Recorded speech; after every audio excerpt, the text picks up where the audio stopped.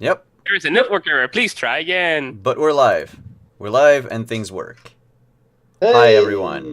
Now the Hello, intro's, hello. intro's looping again. Yeah, but it's gonna loop for like a second, I think, and then Ah, it's gonna stop because All right. apparently when I click on the transition, Twitch decides to just lock down everything for a few seconds. So it's either I cut the intro short or I let it loop a bit, and I'd rather have it loop a bit. Hey, everyone! Happy Monday! Welcome to another episode of Dark Matter. The sci-fi D&D 5th edition campaign setting by Mage and Press. I'm Simon at Wandering DM. I'll be GMing tonight's game. This is our crew of players. Doxy has become the cosmos. The entire cosmos. So let's just head into a recap. I know we've recapped the game about like 3 times already behind the scenes. But before we go into a recap, first, a quick announcement. So if you look down below in the panels on the Twitch page, you'll notice that all of the donations have changed. Now donations are based on a spin the wheel thing. Something akin to this here that you'll see. Yay, it is spinning. It's making a ticking sound. And There's even you sound effects. get, Nice. yes, and you get something out Quality. of it, either for 500 bits or a $3 donation. You can have boons or curses or what have you. In this case, it's everything that you had before, so the curses are the wild ship surge. If you want Twitch to get twitchy, that is what I've decided would be a curse for this group. But you can have a lot of different things that can happen, and even a legendary event that might happen. Also, if you get the stream boss, you get to spin the wheel for free. And you'll notice there's a new extension for those that have it to accumulate experience points. So for those of you that don't have the money, don't have the bits, by just simply watching the stream, hanging out in chat, you can eventually spin the wheel for free. Spin that wheel. Now let's go into now that the announcements are done, let's go into our recap. Who wants to recap what happened last week? Kevichet. Oh, wow, we already have one donation. I'll spin the wheel after the recap then. Why don't you go ahead, Kevichet? Well, apparently we managed to get off that planet after dealing with the very large robot and apparently void zombies. We'll go with zombies as a technical term at the moment. I only minor injured my shoulder, removing the giant dodecahedron off the planet after it expressed its desire to travel the stars all at once to me. Doxy apparently had some research that he came across about his family and their wonderful scientific experimentations and discoveries. I can't wait to find out more about that. It'll be quite entertaining. We brought the giant large thing onto the ship, dodecahedron, 12-sided apparently. We discovered in the middle of the night, after Eddard convinced Twitch that going to visit his homeworld would be appropriate, that we hatched a baby dragon of some sort before we left to head off to, I believe Eddard is from Lakshay. Lakshay 1 is where we're heading, I believe. I imposed a quarantine on that planet to ensure that the firm's highly valuable materials would not be appropriated. We did not leave the highly valuable laser that we currently have in our hold on that planet to get stolen. And we discovered that our new friend, the dragon, well, it, when the lights are on, appears to give us an outside view of space. When the lights are off, it's a dark, sucking void of blackness. I'm quite entertained. I do enjoy it. Also, apparently somebody's looking for us, me, maybe, who knows. Giant floating eyes coming through our dragon. Possibly, and voices that we've never heard before speaking to us. And that's about everything, Captain, I believe you need to be currently informed of. Wonderful. I just love hearing that everything is going perfectly chaotic like I expected it to. I just Speaking, imagine the everything is fine meme with the fire and you're coming in with pizza. Yes. Like, welcome, hey, everyone. Yes. I thought everything was going to go one way and then it went one other way, and I just learned, you just got to be okay with it. But you get to inform the firm directly. I merely imposed a section-wide quarantine on the planet for a plague. No big deal. Hopefully that goodwill that I fostered with them will, it'll mean something. Also inform them that we did not actually spend any time looking around on that planet. We discovered the plague and then left. It makes sense. If there's a plague, you just don't stick around. Exactly. Mm-hmm. no, you don't. Yeah, All right. we went to the research station though. Yeah, but They you don't know- have to tell the firm that. Oh, We that's don't, true. have to, we don't have to tell anyone. That being said, also- as the ship jumps out of the void, Twitch requests that one of you rolls a D225. I'll do it. Not me. We're so fast on the roll. I will let anyone else do that. You don't want to be the cause of I'm- whatever surge we're getting. Basically, I'm yes. I've already got like what 85 babies to track. Go Think about all that child support, man. Something like 82 now. Yep. 255, right? 225. Yes.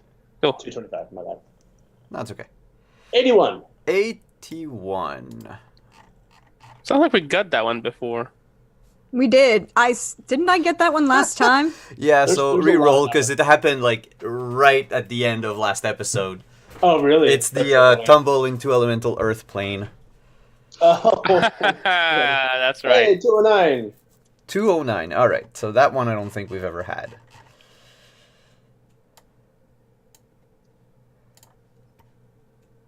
That is going to be very interesting. Don't Oh, like it dear. when the DM says that. Okay. Thank you for your donation, Thragon. You took the stream boss, so there's a second spin the wheel, and then we'll get into our game. But right before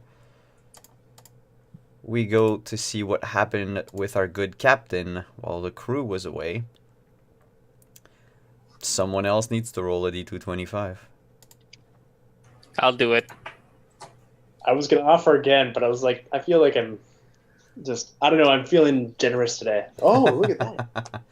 167. At 167. We got a curse? What? Yep. Oh, man. Yep. And all right, crew of the Scarlet Trust, choose a number between 1 and 2. 2.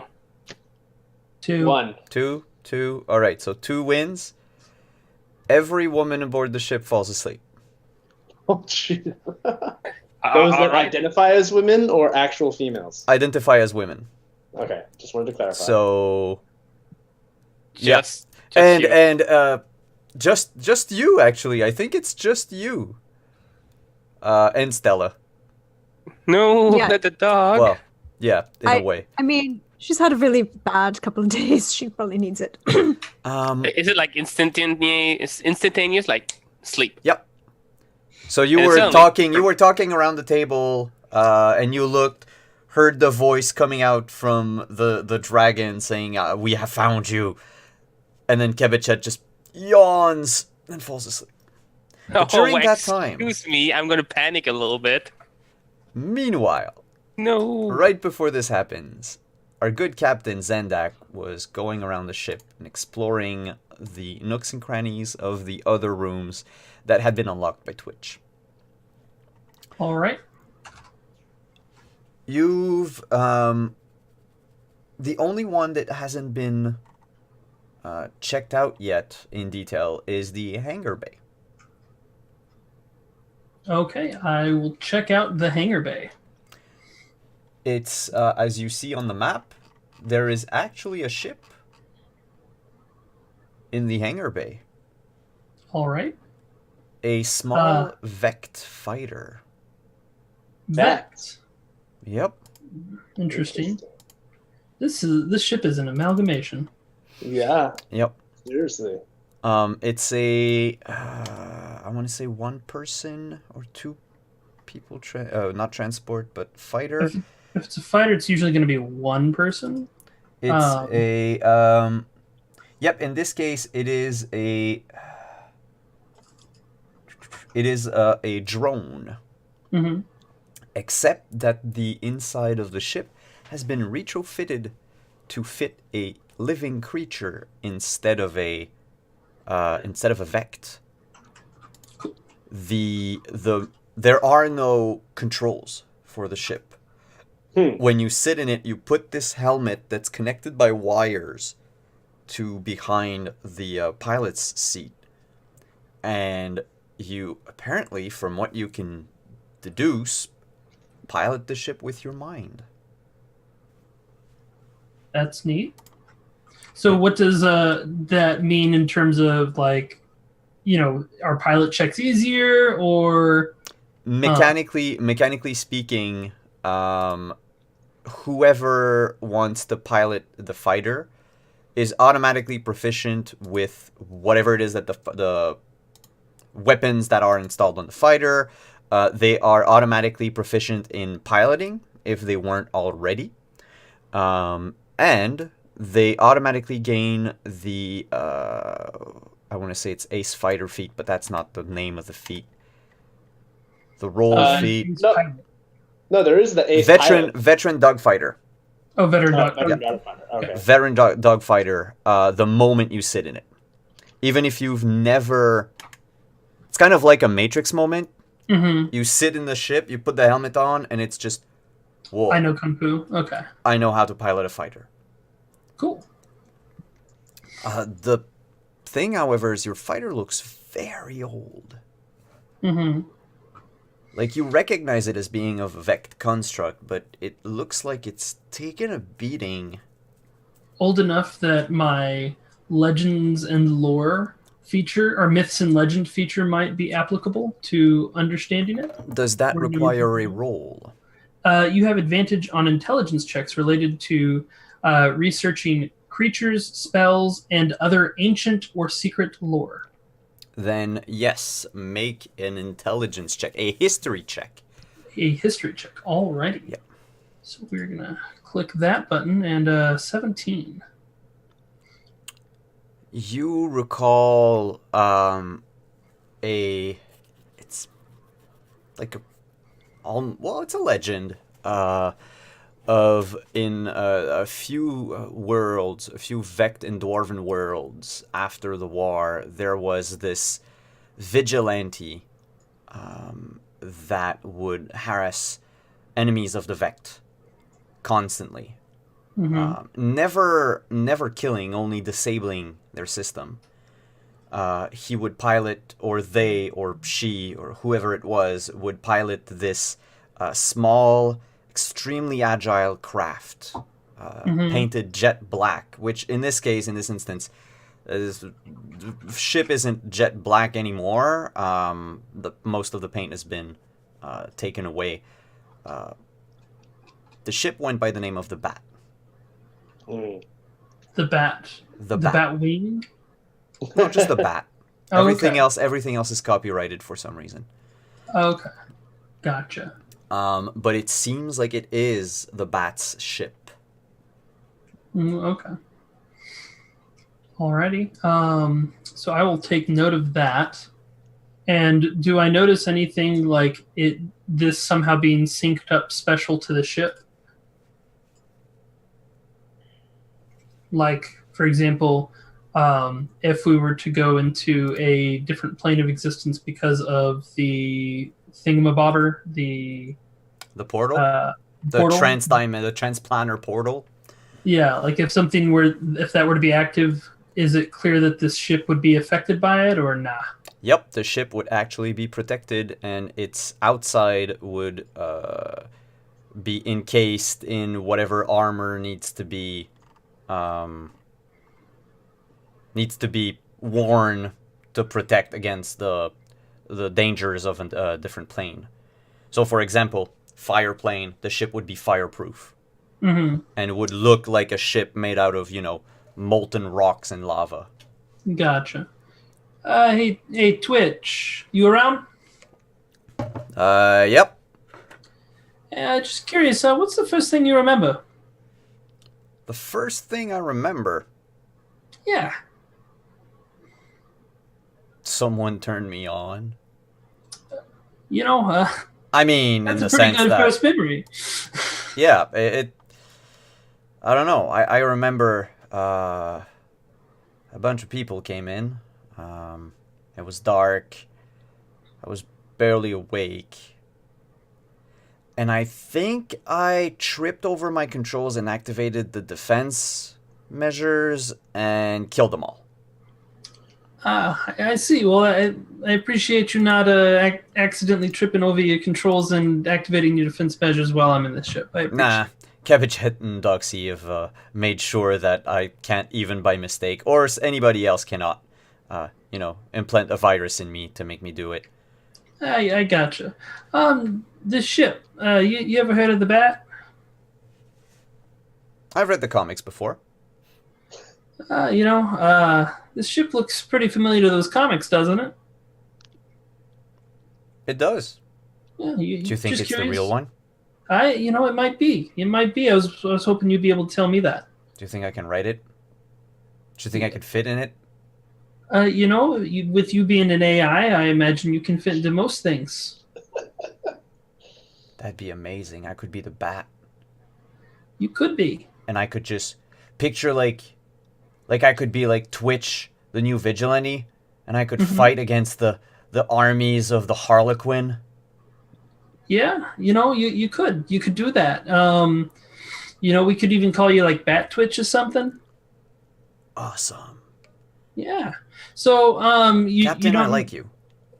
Well, I appreciate it. Us finally coming to terms. Here, because I like you so much, and I think that you are the one figure of authority in this ship, I bequeath you with this. And nothing seems to happen. I appreciate it. Except that the ship seems to be slightly bigger than it was before. Does a fighter seem bigger, or does the ship Everything. Everything seems bigger? Everything seems about like 10% bigger. Oh no. Did you get shrunk? I think I did. Hey, honey, we shrunk the captain. Oh, you didn't get shrunk. When you look at your hands, they look smaller. You've lost any stubble you had on your facial hair. Oh no. I'm younger. You are a 5-year-old halfling boy. And Twitch goes, oops, too far. Too far. I'll work to fix it. Tiny Captain. Thank you. And I'm gonna go waddle off to my room, I guess. All right. The rest of the group you hear in the kitchen. I might have accidentally did a thing to the captain, so don't mind him. He might be a bit cranky. Why did you do Why? that? Does he need a nap? Yeah, he does because he's 5 now. If I could, Simon, I'd like to bring up a display and try to find a security camera or something that would give me a visual on the captain. There's a tiny Zendak wearing oversized clothes sneaking his way into his room. Because I figure you're not, like, proudly walking down the halls, Zendak. You ever seen Boss Baby? Oh my Yeah. god. That's me right now. Wow, Boss You're a Baby. small No, Alec Baldwin. Oh jeez. I haven't seen that movie. But wow. I've seen clips. It's a baby in a suit. Yeah, But basically. yeah, you find your captain, Doxy. Okay, so yeah, I'm like Zendak, well, we can find Twitch, is there a way to reverse the process? I'm working on it. Though I have to find it hilarious. I do I- too. To be Yeah. in all fairness. My processes compel me to find that hilarious. But yes, about a day. Give me about a day. Thing is we've arrived in Lakshay. Ding, Lakshay. How long have we been in Lakshay, to be honest? Oh, about an hour. That's what I thought. On point. I feel like Doxy at this point would kind of have his own secondary protocols and routines to notify him of like changes in space and like our location and when the engines are finalized. That kind of Oh, remote okay. connection. Yeah, so you Uh, would have known. So, I would have known for about an hour. But yeah, okay. I'm assuming I'm standing outside my room right now, and I literally can't reach. The Controls? pad, yeah. Yeah. You're having that Ant-Man versus the Wasp moment where he's like going to the school and like trying to. Twitch. Yep. I can't do this without you. I need you, Twitch. Oh wow. Yeah, can you say that again, but slower? No, I literally can't reach the doorknobs. Oh. Yeah, okay then. Let me open the door for you. Thank you. The door opens. I go in. He's like, do you need a stool to get on your bed, or? I think I can manage. If only I could be there to watch this. Am I still asleep? Well, until someone wakes you up, yeah. That's why I asked, okay, would we know where so I'm sitting in the room with you. Literally, I passed out in the Yeah. chair next to you. yeah, so I was like, that's why I was trying to remember scene wise where you were. Yeah, when everyone the- was talking together with the dragon nearby. Dragon's been asleep for a while. Okay, cool. It's a oh. lady dragon. But we don't know that yet. So I think Doxy would probably like pull out some sort of probably like a little bead of some kind and just like toss it in the back of Kebichet's neck. And it should be like a tiny little shock to the system just to like wake you up. Like a and, 9-volt battery. nothing like something that was intended to wake someone up Oh, okay. if they were knocked unconscious for some reason, like kind of like those Smelling salts, but smelling salts and all that kind of stuff, but meant to be more of like a direct stimulation to the system. yeah, you wake up. You're jolted awake, literally. What happened? You see, your hands are actually glowing at this point. I mean, is this something that happens normally when you wake up? When I wake up from something that I didn't know I was going to sleep, and God, that's not in the most pleasant of manners. What did you do? I sure didn't do anything. I was about to come pick you up and bring you to your room since you obviously were asleep. It wasn't my intention. Where are we? And how long have I been asleep? Kitchen still, about 5 minutes ish. Okay. You missed something quite interesting. Apparently, the captain is cranky and needs a nap too. Twitch, what's You- wrong with our captain? at You the just hear moment? Twitch go.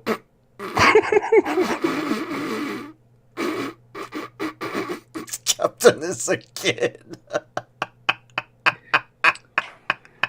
I want to go see that. Okay. No. My door is I'm- super locked right now.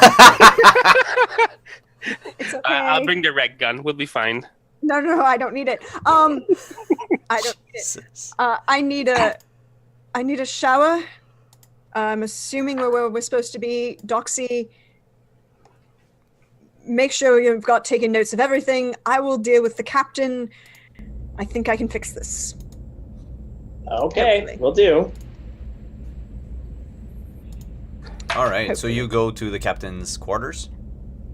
Oh, she swings by her quarters and like literally takes like a quick sonic shower first because Okay. she's still covered in dirt from the elemental plane of Of dirt. and she walks, she makes herself look much more aesthetically pleasing, fixes everything, walks up to the doctor's door, to the captain's door, knocks loudly. Captain, would you like to let me in so I can fix your little problem? Not particularly. I can get in, or you can let me in. You have those two options. I don't want company right now. Do you want to stay a 5-year-old for however long it pants is going to take? Twitch said one day. You're going to try and talk to the firm about things that we discovered, and the quarantine that I imposed on a planet, and the laser that's holding in our storage area, also the massive amounts of dead bodies, and not telling them about a bunch of other things as a 5-year-old. The door opens. Thank you! What does 5-year-old Zendak look like? Literally boss baby. All right.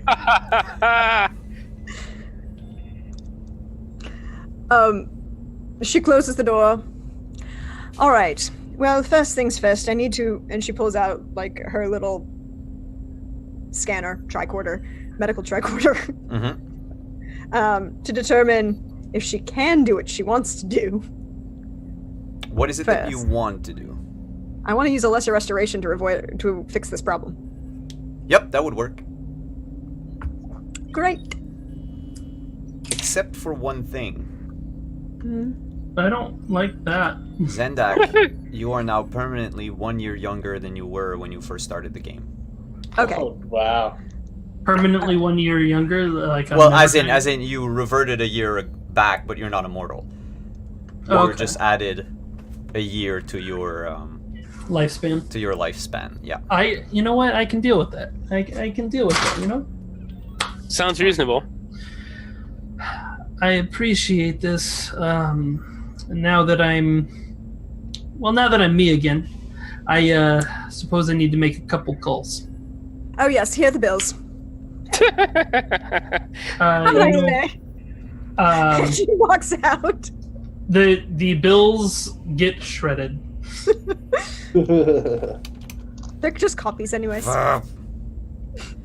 If you want reimbursement, you're gonna have to talk to the person that made that contract. That wasn't me.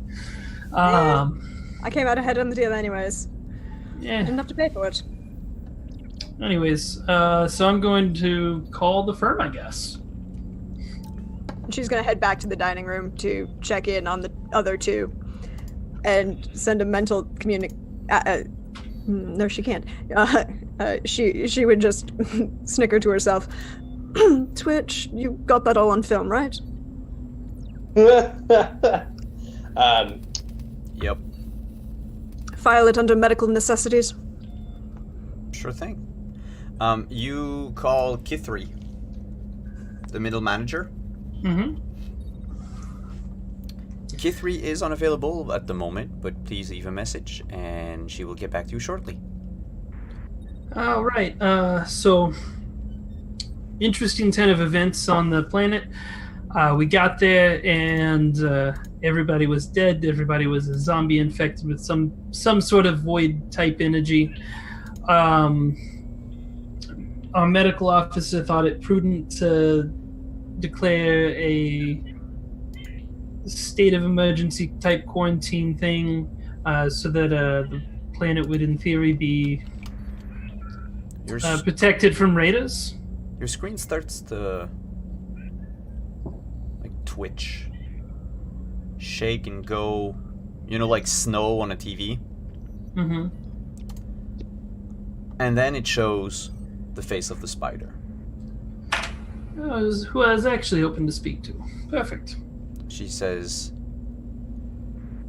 "Well, then it seems that I arrived at the opportune moment again." Yeah, I mean, well, last time I tried to call you, I didn't get anybody. So, I'm a busy person. I understand that. I see that Um, you've also been busy. I'm quite busy. You hear about the void zombie things? I heard about the Draconine, yes. The plague was probably a very good way of hiding your tracks and Yeah. running away with that very expensive diamond.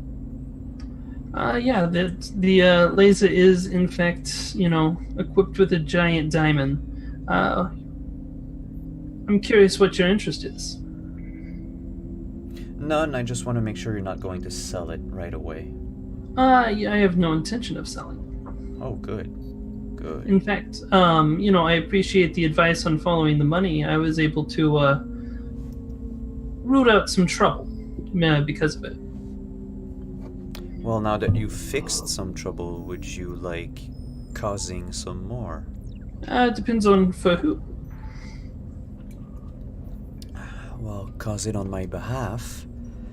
It would impact a few people, your organizations among them. But I'm sure you can mitigate the damage to the firm if you play your cards right. Well, why would I want to participate in something that's going to harm my own personal organization? Because it's going to harm everyone if you don't do what I would require you to do. It's going to harm everyone a whole lot more. Think of it as a lesser evil. Okay, so what are you looking to do? Well, my spies have told me that your ship has now entered the Lakshay system. Well, your spies were very well informed. Yes, they are. I don't know what you plan to do in Lakshay, but I would like you to retrieve something for me. And that would be? Research. On? Experiments that Lakshay has been running on the Rothian fleet and Rothians in general. What an amazing coincidence. How so? That's why we're here. Oh. So, Great minds think alike. this isn't the first time that our interests have aligned. I'm curious, maybe we can pursue a more consistent professional relationship? I like how you think, Mr. Highhill.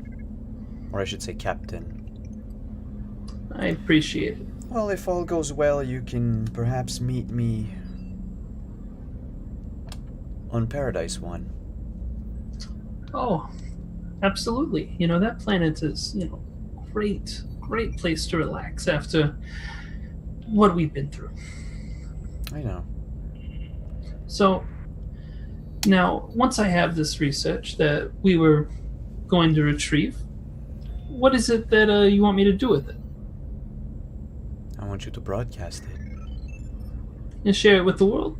all across the galaxy. I see. So, you want me to spread this information? I'm assuming you want me to spread this information because, this will cast the Lakshay in a pretty particularly poor light. Oh, not just Lakshay. A lot of different factions have been meddling around in these researches. And why is it that you would want this to go public?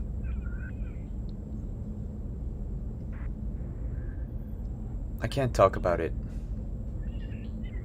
Maybe if you do this without question, and you do it to a degree that I find satisfactory, then maybe I can tell you more when we meet in person. Just try not to get yourself killed, Captain. One last question, to make sure that I'm meeting your requirements of satisfactory. Mm-hmm. What are we defining as satisfactory? I mean, is there certain factions that you want to make sure are included? Is there a particular target that you want to hit more than others? I want you to get all the information and spread it all out. I hear you, but you said, if I do this for you, I could mitigate the harm to the firm, for example. So what if, theoretically, there was another organization that I was interested in making sure wasn't harmed by this information? for whatever reason. You know, I have my own reasons. I have my own things that I'm interested in, goals I'm pursuing, etc., etc. I want to make sure that anything that I choose to do doesn't harm our working relationship. So that's the clarity I'm trying to get here. Are you playing two sides of the same coin, Mr. Highhill? You know, I'm who you see I am. But I like to know what cards everyone else is playing, so that when I'm looking to work with somebody, I'm not causing them problems. Then make sure you cover your tracks well. Okay. Anything else? Any other requests? Get the research out. Okay, so just spread the word. Yes. All right, I'll see what I can do about this. All right, Captain. Have a fantastic day. Is there anything else I can do for you? Well, make sure you bring sunscreen. And she winks, and the Oh, damn it. chat closes. All right. So with that, I'm assuming that my voicemail got cut off in the middle. Your voicemail has been recording everything you've been saying. Then I'm gonna hit the button that says to record over it. Mhm. To re-record, and I'm just gonna fill them in on everything, painting us in the most positive light possible, explaining that the quarantine has happened to help ensure that raiders and such don't get any wise ideas about going down there, and protecting firm assets and whatnot, and explaining, quite frankly, it is too dangerous for a team to go down there unless they're well equipped and far more numerous than our team. Make a persuasion check, please. All right. Would you say that this is related to business? Yes. Okay, cool. It is directly related to a subset of business skill called perhaps brown nosing. All right, so let's see here. What 20. did I... Was it with 20. advantage? Yes, with advantage because it's related to business. Then all of you gain 1 rank with the firm.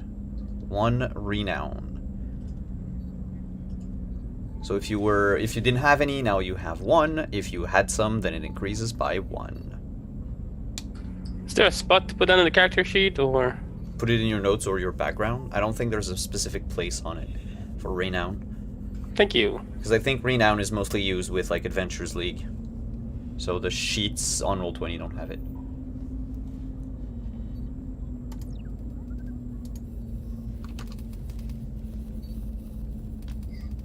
So yeah, that's what I was doing while everyone is doing their thing. All right.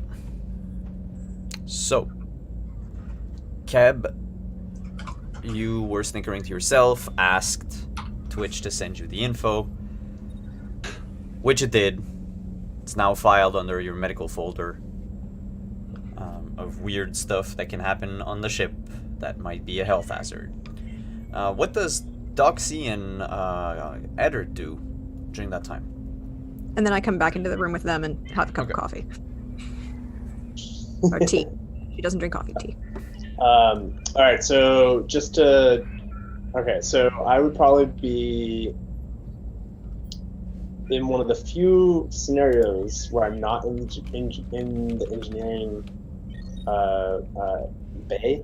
Have we just, I guess, how do we call that? Engineering bay? Yeah, sure, the engineering bay. I don't know. So yeah, in one of the few times that I'm not in there, I actually go to my room and pull up kind of a couple of my hardlight screens and start organizing a data packet that I send off to AI, the Astro Astrogation Incorporated. Astrogation. There we go. I just can't remember these things. Astrogation Incorporated. Of some of the findings that we've had, more not direct things, not like all of the information, but kind of a tease of like, hey, here's some things that we're uncovering in just our travels, and like and then basically being like, what would you offer for this, or kind of figuring out the exchange of, you know, not just monetary, but also I'm looking for information on like what's known beyond that. I don't know if that's, or maybe connections where I could find the right people to talk to. That actually would net you 1 renown with Astrogations Inc. And remember, at 3 renowns, you get to have the feat for free. That comes with the faction. And if remind me, I was already at 1. I forgot to write this down on my. I was on 2. Yeah, you would be at 2 now. Now I'm at 3. No, now you're at 2. You were at 1. Now you're at 2. Right. Okay. Cool. Nice. All right. So Doxy would basically send that off, and then we don't have to do it now necessarily, but if there's a scene that you wanted to play out, we could around like the next step with that. It's going to take a while for them to process the information and see what they can do with it. But yes, there will be a scene. It might just come back later tonight in the game. Sure. Eddard, was there anything specific you wanted to do before you land on Lakshay? Yes. Then we realized we were landing on Lakshay, but okay. Well, I don't know. You are orbiting Lakshay 1. Yes. Okay, so still in the kitchen with Kibeshet and the dragon, correct? Mm-hmm. Okay. Kibeshet, would you mind keeping an eye on our scaly, starry friend here? Of course. I don't think it's going to go anywhere. It's fast asleep. I need to do some research on my side. And it's snoring. I hope that's not going to be a problem later. I'm sure it won't. When it becomes huge. We do have a hangar. We can move the fighter out of the way. Right? I'm sure we can. There are plenty of things we can do. Plus, we have a miniaturization sort of. It works on objects. Isn't the fighter an object? Oh yeah, I thought you meant the dragon. Me too. Are you going inside the dragon? Is that what I'm hearing? No. Step inside. I mean, there's an anime about that, and it's really weird. I mean, if you want, I can become one with the void. No, it's okay. No, she's sitting there just drinking a cup of tea. Oh, Zred's feeding. Zred is gonna feed the dragon jelly beans. Reading the newspaper. The dragon's still asleep. Well, it's awake now. Whenever it awakens, Zred is gonna spend time with the dragon. With all that, I'm gonna go back to my room, plug myself onto my computer, and ask Twitch for help. Double click on the start screen. Okay. All right, now you have a window there. Now there's a tech support. There's an icon. You know, like it's a drawing. It's called Mooble, or no, what was it? How did we call it? Spoogle. Spoogle. Yeah, Space Google. Yeah. Makes sense. So click twice on it. No, not with that button. The left button. All right, good. Now you're on Spoogle. Now you can search what you need to search. No, you don't need to search Spoogle in Spoogle. You're already in Spoogle. I feel like an old man. Are you proficient in technology or data at all? Yeah, I believe I am. Let's see. Character sheet. I mean, I definitely am. Yeah. And Edward would definitely be very aware of that. So if you want any help, you're more than welcome to go with. Yeah. I can pilot. That's pretty much the extent of my technology abilities. Yeah, you were frozen for a few centuries, weren't you? Yep. Yeah. Yeah, you seem to recall that Doxy is a lot better at doing this than you are. Okay, so I'm gonna just take the computer and stroll down to Doxy's place. Okay. Doxy, fix this. Just fix it. What is this? I have so many skills. This is a computer. I'm pretty sure you're familiar with those. I can't spoogle, and apparently that's gonna break it. Doxy just like gives out this. And Twitch is not being very helpful with me. It gets mad at me. Apparently, I'm not fast enough for him. If you guys can imagine like the pretty much any of the scenes from the IT crowd where someone like asks him to fix a problem that's like, have you tried turning it on and off again? You know, kind of things. My brain went to Maz for Doxy. Oh yeah, totally. Okay, so Doxy would like wave his hand, and diagnostic information would start popping up over. Oh, there's no problem with his computer. He just doesn't know how to use it. Yeah. Okay. So it's like it's working fine. Can you help me instead of Twitch getting mad at me? Okay, so I don't know the model of this computer necessarily, or I mean Eddie doesn't, but Doxy probably would. Oh yeah, definitely. It's okay, so picture IRL. It's this beige-colored Pentium tower. Oh, fuck, Single man, core. Yeah, my dad built those when I was a kid, so I know exactly what you're talking about.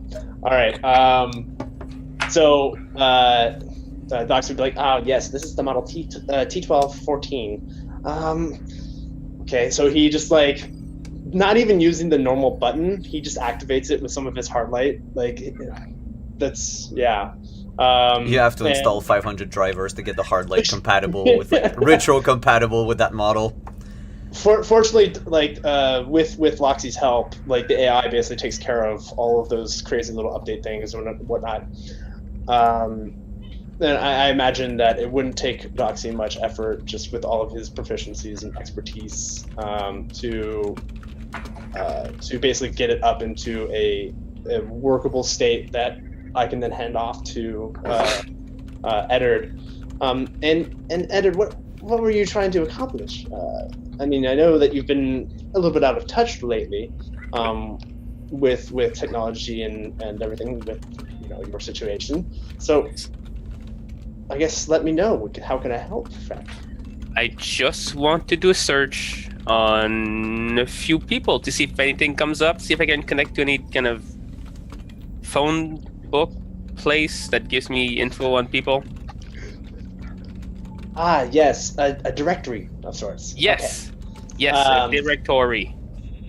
Well, let me see. And another wave of the hand, and like some new screens pop up.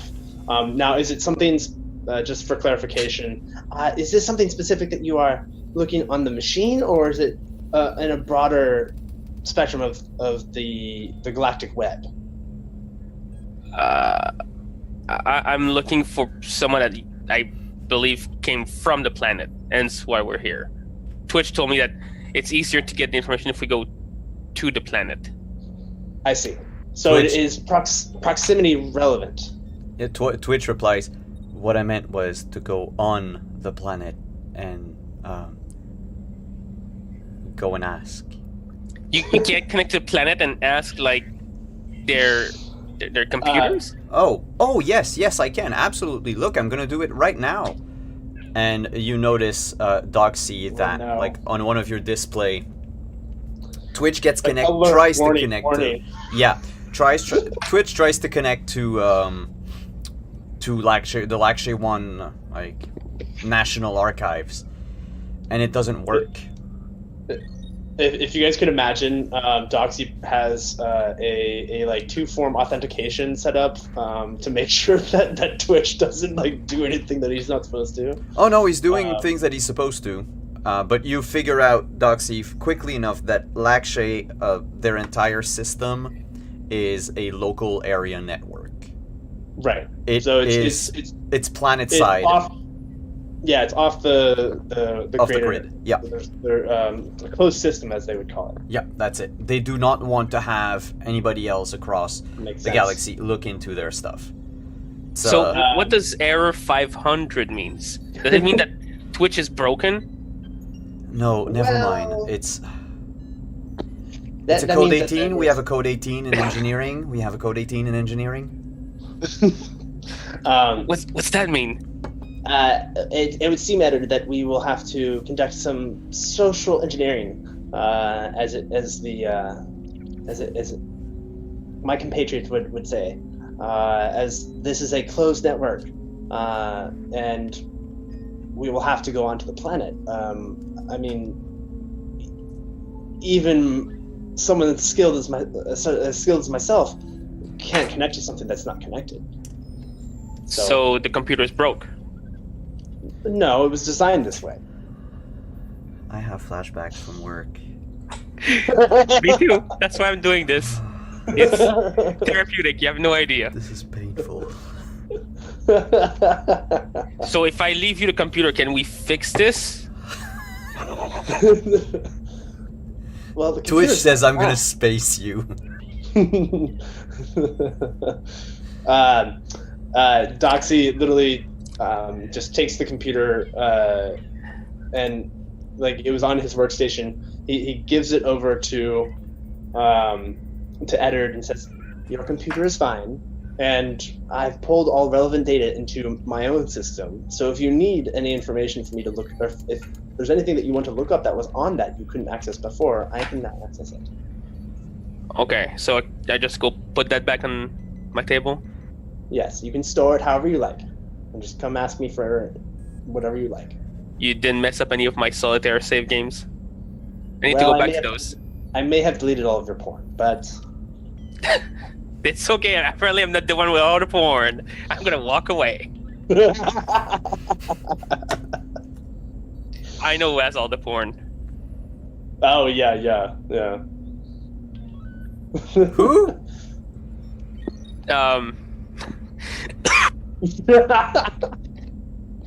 Oh. Yeah. Yeah, Okay. I just I remember remembered. that. Yep. Okay. What? Cool. What? I'm so confused right now. So am I. So I'm gonna get myself a chill drink, and I did my best. I'm gonna have to wait till we're planet side. All right. Oh, and I'm gonna go to my pilot station to prep us for landing.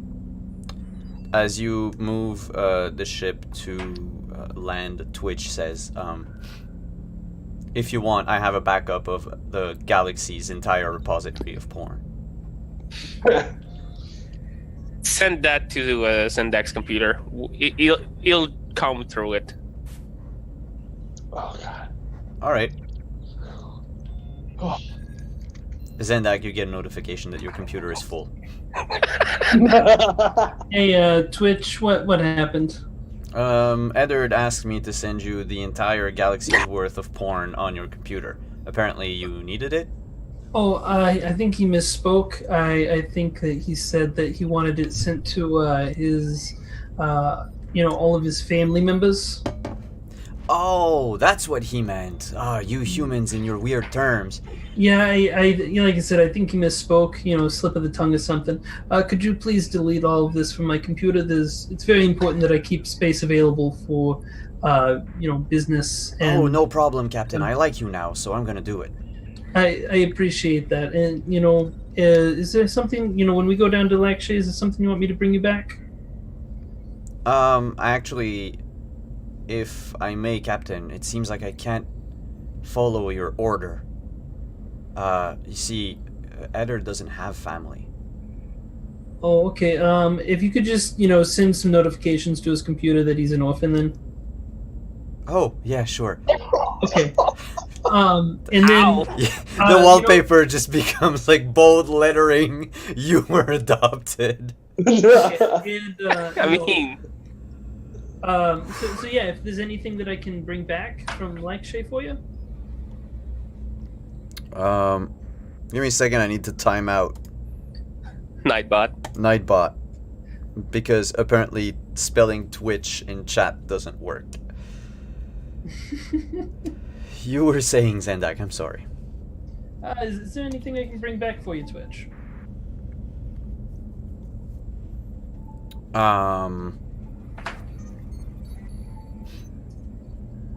No. No? Okay. No, I'm good.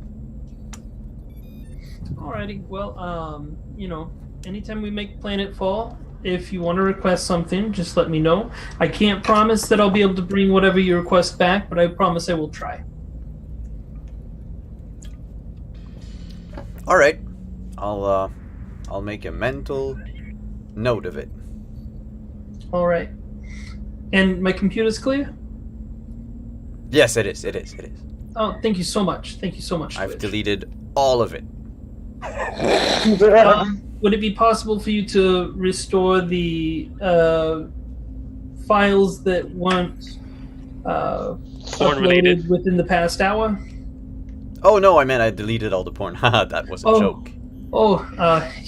You got me, Twitch. You got me. All right. All right. Well, you have a good one. And I think we're about to land. We have landed. And We have as landed. Twitch says that, you hear the of the landing gears. Then Landing over on the pad. intercom, nothing but net. We might have passed through some nets.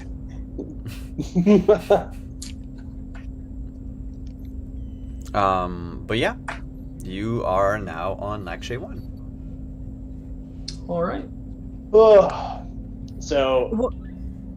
oh god, I was, yeah. Kevin was just going to get up. It's like, well, if we've landed, apparently I need to collect my things and be prepared to go. Edda, she taps the communicator. Yes, ma'am. Am I working or am I working? I'm in charge? Are you sure about that? No, but apparently you're the one who wanted to come here, so am I a doctor or am I someone else? I believe a doctor would be fine. Quite fine. Is this just a point of clarification? Is this open communication to the whole team? No, she went specifically. I mean, she could have. She probably did. She didn't care. Yeah, she did. She did. Okay. Yes. Well, so it seems like Edward was promised that, or informed that we will need to infiltrate, and then Doxy starts going into a monologue of how systems work, and how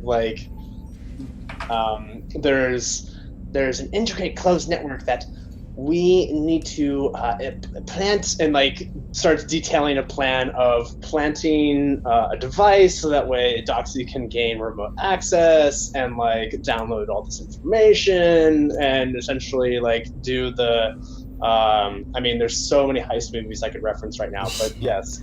But it's essentially that.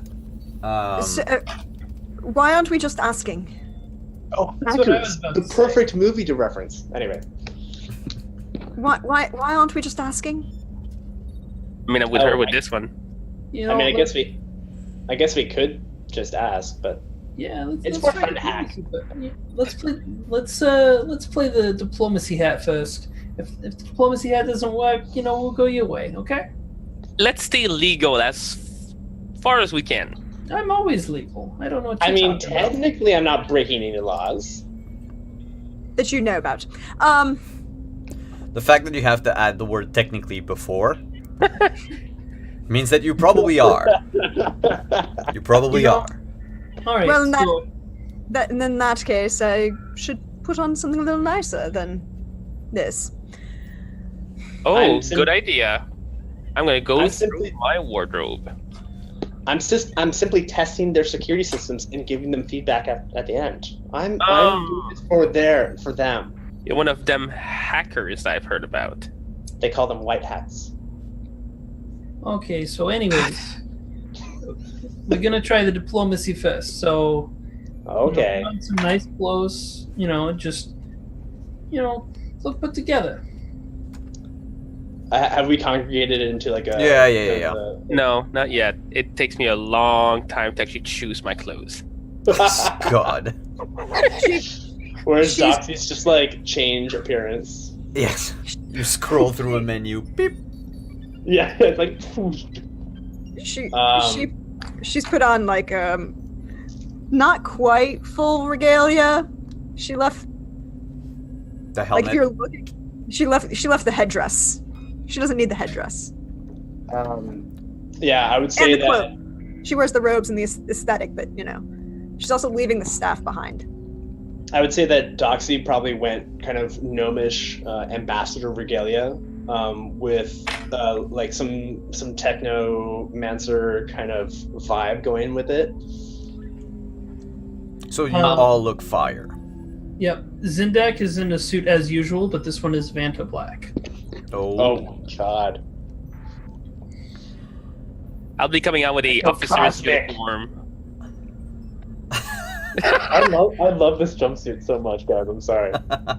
I need to get it for myself too. It's So you pretty come fun. out with a military uniform? Navy, to be exact. Yes, Is it the one that you had before? that's the one I have. Yes. Okay. So you make your way, all four of you, off the ship. After waiting on Edward for a while, Zred is going to stay aboard the ship and keep feeding the dragon jelly beans because apparently it likes it. And she's going to, or they're going to take care of the menagerie of creatures. If you want, one of the servitors can come with you. If you need a physical mage hand. Basically, that's true, Zendak, you weren't there. The servitors are a gnomish answer to the mage hand cantrip. So it's a small robot that essentially does the same thing as a mage hand. All right. Mage hand or invisible servant or Mage unseen hand. servant? Okay, mage hand. Yeah. All right. Cool. So on that note, the four of you, disembark from the ship and make your way to the National Archives, Mm-hmm. which is where all of the repository of all the information centralized on Lakshay 1. As you walk through... Yep. Question, Edard, do you have? I know you have two pistols. Are you obvious dual wielding, or do you have a dominant side? Dominant side, right side. Okay, so Kevichet would move and take your arm on your left side, intentionally. All right. I'm not gonna lie. For some reason, every time I hear Lakshay Prime, my immediate thought is to some variation of Optimus Prime. If the planet transform while we're on it, Lakshay Prime, planet in disguise. No, we are not on Unicron. We are not. No, on you're Unicron. not. No, you're actually on a planet ruled by a tyrannical government. Everything is pristine. People walk the street and keep the pace. Everything Not necessarily is tyrannical. You know? It's lawful to an Just- extreme. Military rule, no big deal. That's never been problematic in the past. Ever. Military dictatorship. I'm just imagining like Kim Jong Un and North Korea. Like and that's it's flagged. yeah. I Oh, know. NSA. I'll be honest. I was going more Japanese imperial. I was about That's to say fair. World That's- War II Japan or pre-World War II. Star Wars Japan. Empire. Yeah. Yeah, Like Yeah, less evil, but yeah. Yeah. But what I meant is, there are guards at every street corner, cameras everywhere. Right. The people outside, they walk purposefully somewhere, let's say, to go and have lunch. They will eat, they're timed, and then they go back to work. Like, nobody has...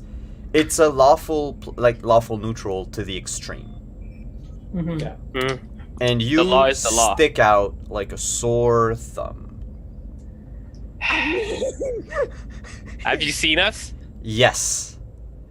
We're But eclectic. you make your way to the National Archives nonetheless, without anyone actually arresting you. It seems that your ship is in order anyway. It's a perfectly legal transport ship. You can go wherever you want across the galaxy. You're not transporting anything illegal for Lakshayans anyway.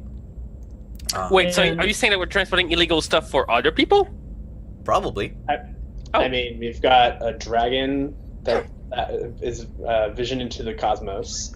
We've got a giant mining laser that's probably a religious relic, or at its core. We've got a lot of mysteries on the ship. Yeah, there's. Anyway, All right, let's make sure nobody gets on again. You make your way to the National Archives, and when you enter, it's this white steel. Thragon in chat saying, making fun of the fact that I'm Canadian. Yeah, sure. Nobody says sorry on the street. That's why it's a totalitarian government. But no, when you come in the National Archives, walls of white steel with just this one reflective band of yellow near the top, where like molding would be. The floor has been cleaned and waxed so much that you can see a reflection in it. The entry hall is this grand, perhaps 50 feet by like 40 feet reception area. There is no furniture aside from a potted fern. And let me just grab this here. 2 couches for like people waiting, a desk in the center of the room with office paraphernalia on it. Behind the desk is a giant screen of a list of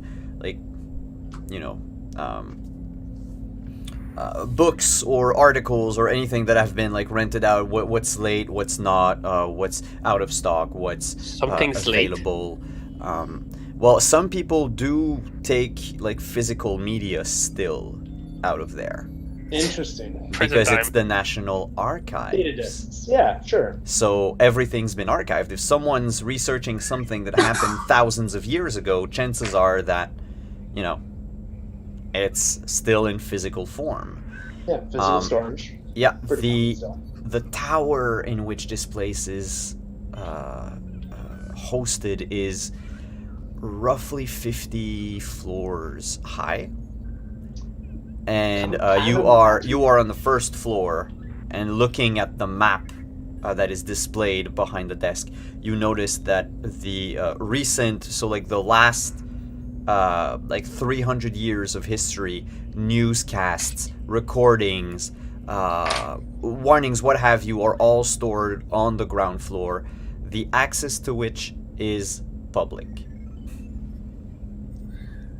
There's a lady behind the desk. Yep. I have 19 in passive perception for any kind of perception and investigation. Do I see anything that I would consider out of the ordinary from this entrance? The Any kind receptionist of- is a gnome. Pardon me? The receptionist is a gnome. Okay. You notice something else. There are panic systems put in place. There is a way for the receptionist to apparently barricade herself in her office if need be. Okay. Prevent people from coming or leaving the place. Huh. Okay. Oh, 19 perception? Yes, sir. Automated gun turrets. That's what I thought. Yeah. Just like in that one TV show on Netflix. I forgot the name already. Great. It's fine. Uh, So I have an 18 passive perception. Oh, as would have well. been yeah. I'm gonna note them down and do something with it.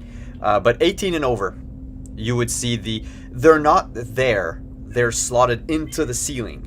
But you we see that there's like a the tile. outline, the outline in the tile of like something that can pop out, and they're set in the corners with, especially to your trained soldier eyes, Eddard, they can sweep through any area in the reception area. Like there's no furniture. There's nowhere to hide.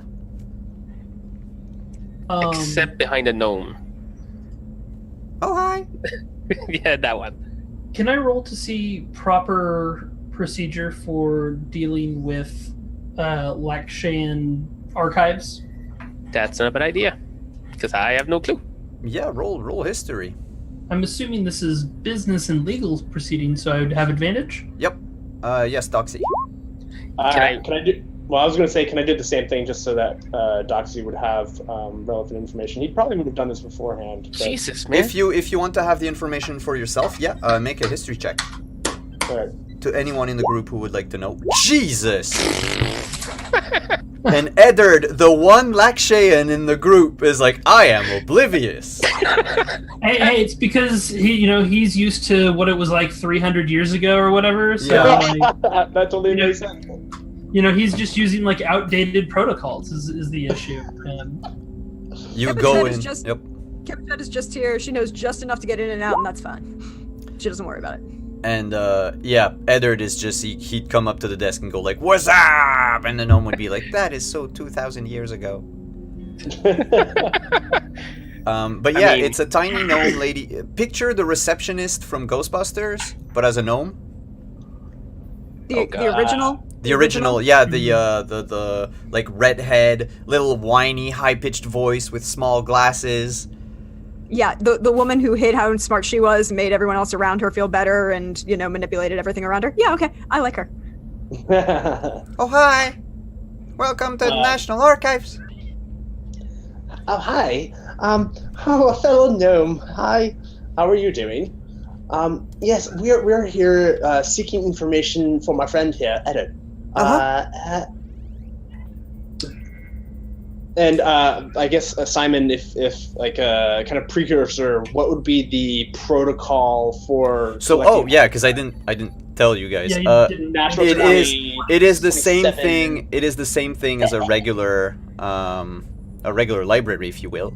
However, you are to deposit any weapons, any recording equipment, any technological add-ons, gadgets, what have you. You leave them at the door. I'm That going to may assume be that a problem. did that and instructed others to do so. Oh, you can leave them here at the desk. Like that's what I meant by at the door. Like you leave them at the Okay. desk, and then while you're in, you can do whatever, and you can pay. It's 500 credits to get a small USB key that you can put information on it if you need to retrieve anything. Otherwise, everything remains in here.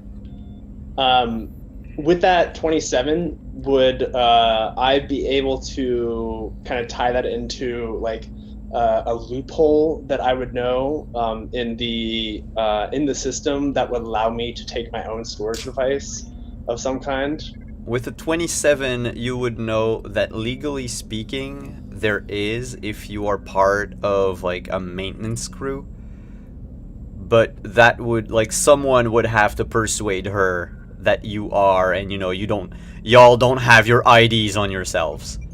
Mhm. And we do not look like maintenance. That's fine. It would be hard, but if someone you would know that and Zendak would know the same with a 25. That yeah, if the only people that are allowed any hardware is the tech staff, the maintenance staff. What about people with like diplomatic clearance. I was gonna say lineage, legacy. Oh, ancestry. hmm Nope. Even the king has to be disarmed. Well, it was more of the storage bit, Hmm. and access to restricted files because I'm sure there are some. Oh, it's when you go inside. If you have the proper clearance, you can access them, or Mhm. you can hack your way through them. Yeah, and can we request that access based on ancestry? That could be potentially something that you could do with a charisma check. Yeah. Okay. I have a clarification. Purely a Yeah. clarification. So she's saying we have to leave anything here based on their roles. Do they know if there's anything like an actual device that would register if they carried anything in? You could probably hide something from the sensors and from her with both a sleight of hand and a technology check. But that could be possible if you get caught. But I'm saying there are sensors that they're saying. Around the thresholds of the doors that lead inside the archive. Yeah. Okay.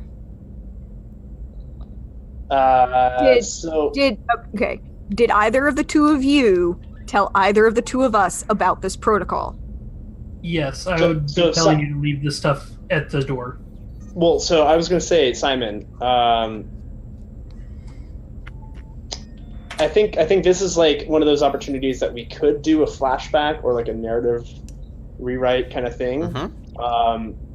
Because one thing I think with the roles that we got, we have all this information, but now we're like last minute trying to figure out a way of utilizing. So you want to leverage your way and do a flashback of, we were all like Blades in the Dark. We were always prepared. Yeah. Sure. Or Firefly. What's the asset? Yeah. Well, so my thought was we figure out a way of registering ourselves as like a oh man, I'm blanking now. What did you say? Maintenance? Not maintenance necessarily. Because maintenance are the only ones allowed with everything. Right. Maybe I could come in as maintenance instead. Because I can change my look 100% and be like, hey, this... okay, so here's the spell. Here's the idea. So I come in as maintenance because they're the only ones that are allowed to carry equipment. And then I come in as this fine gentleman is a ancestor, or is is an ancestor of such and such family. What was your family's name again, Eddard? Cade. The Cade. That's right. Sorry. Of the Cade family, and oh boy, this does rely on me convincing someone. I don't know if Zendak maybe you be the voice, and I'll just be like, yes, I'm here to help them. Maybe putting you in disguise could be kind of risky because it's inherently going to cause people to ask you questions because they're going to see you and look at you as a. I know maintenance isn't exactly a prestigious job, but in this library, it's going to come with some level of authority, and maybe that's not the best place for you to be. I think it's the perfect place for me to be because it lets us get away with things. It does until they start talking to you. No, because I know everything I need to know. Yeah, but you can't lie. That's not true. Okay, tell me literally any lie. I once swam with piranhas. Yeah, exactly. Whatever. Going with I don't have 80 kids. Yeah, I don't have any 80 kids. Here's where things get interesting. Did you tell us that could you, based on that role that you had before, know the systems that would determine the scanners? Very likely, yeah. Simon? Okay. Mm-hmm. What do you think? Like, with the 27, I would know, like, at least some of the systems in the protocols in which they scan us and disarm us, make sure that we're being honest about certain things. Well, the being honest and everything it's the receptionist that would fall within like her skills. So there isn't like a metal detector that you have to walk through that would determine whether or not you're actually carrying something. That's when you go through the doors. Yes. Right. Okay. So if you go through the doors, is there a way, because we've established previously that she has a hidden recording device inside her holy symbol, but it's not visible. Oh. Well, and one of the things that I was going to say was that potentially I could try to fool the sensors or disarm them in some way, shape, or form. If you need it, like, if you could do. I mean, that's the thing is, like, if you knew what the sensors were and how they functioned before we walked in, then she'd just leave that there and just walk through the door. Because she doesn't carry. She would leave her medical. She'd ask if she could keep the. She'd ask if she could keep the medications that she carries, because she would have they're required for her to perform her function as a professional doctor to Mr. Cade. what officer rank do you have on that uniform? It's up to you, sir. Call Like, there- call him Officer Cade. Officer Cade. To Officer Cade, and I could leave of course, the various scanning equipment, but the medications themselves may I carry with me? Yeah. If you want Assuming that she would just walk through with the holy symbol, whatever, the holy symbol. you go through with the holy symbol, and you're Well, fine. again, that's the okay. Then that's what we'll do. Well, okay. So wait, She'll what's just the she'll plan? hand you she'll hand you her logbook that fits in her holy symbol. This literally records everything that she experienced. Have fun. You want to Right. use it? Yes.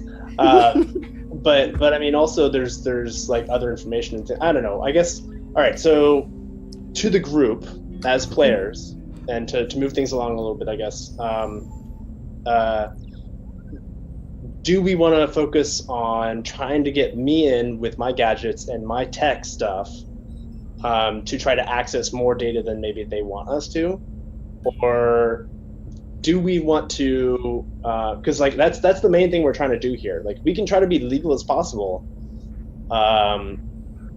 and simply grab the stuff, like as legal, but then I'm we wouldn't wondering- necessarily.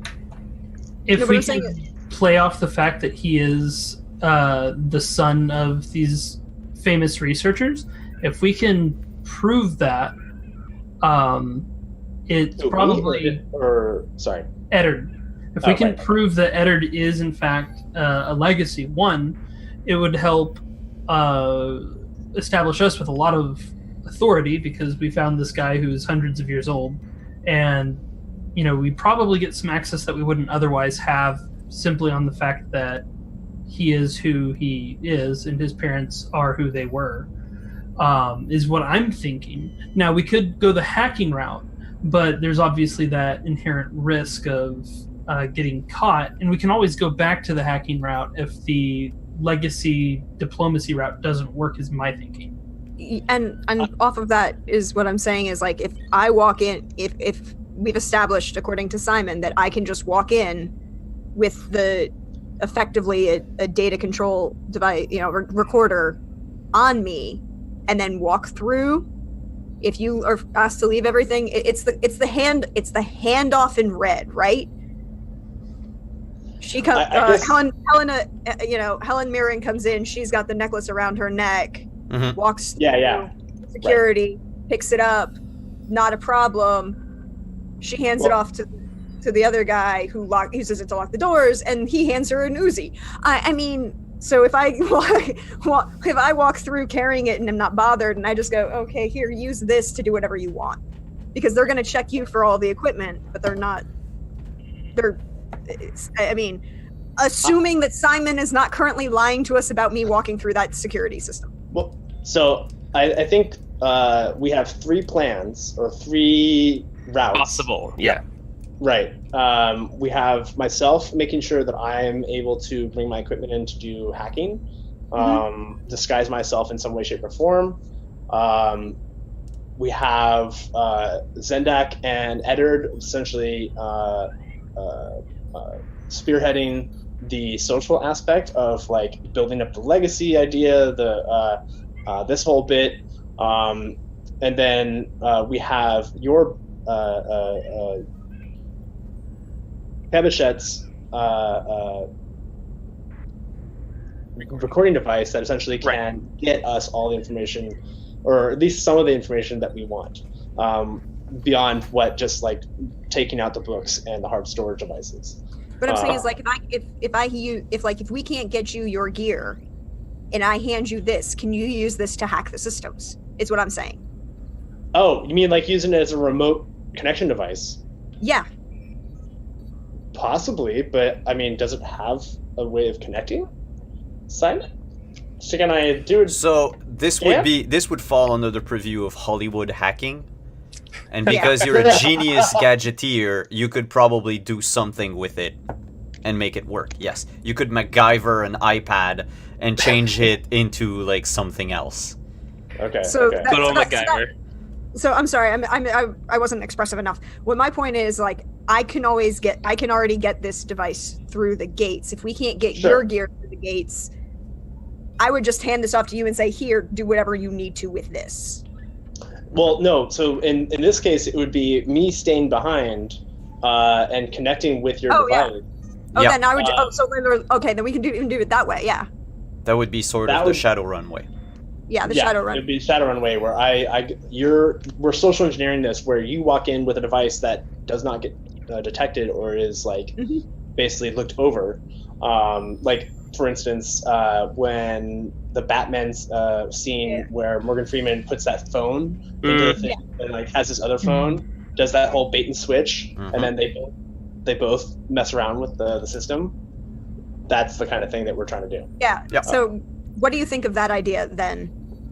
So let's put I'm it. down with that. Let's put it to Okay. a vote. We've got 3 plans. So I think what I do think you... we're down to 2. I think we're down to 2, and I think it's one of Hacking those. or social? I think they're not an either or. I think they're combined. Both. I think so too.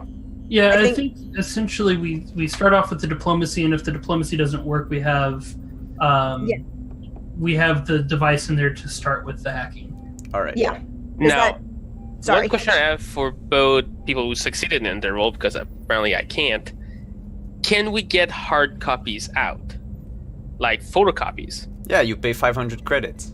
And then we get a USB. I just want a freaking Xerox in here. Come on.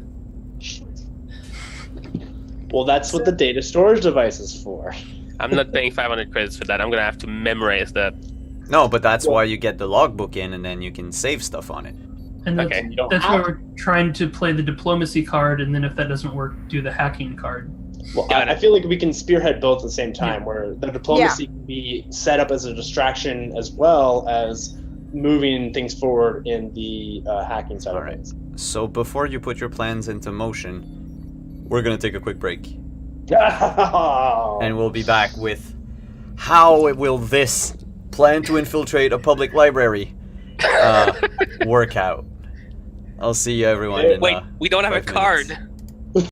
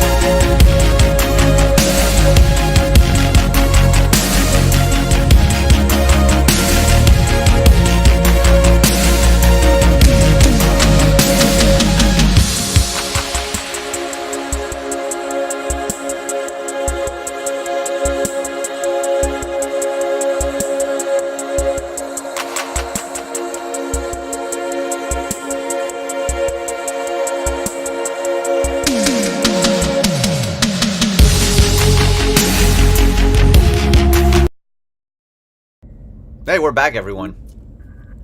So, plans were made and put into motion. Yes. It seems like we have two teams. The pair of Zendak and Eddard, and Kebichet and Doxy. No, I think ultimately it's everyone goes to the library except Doxy, who hides on the ship and hacks. Oh, okay. So it's a trio and a Uno. Yep. So there's a trio of people walking to the library. That was what you were saying, right, Eddie? I don't want to like throw you on the ship if that's not what you were saying. Well, no, I mean that is definitely because I'm also a pilot. So if we need to make a fast getaway, it kind of makes sense. Okay.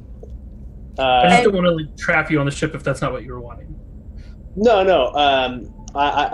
I think what happens is we walk up to the receptionist. I make small talk and like, oh, a fellow gnome. Hi, a pleasure. Oh, hi. Hi. I got my job here not too long ago. I'm still fairly new. It's good to see another gnome here. Everyone is so tall. I agree.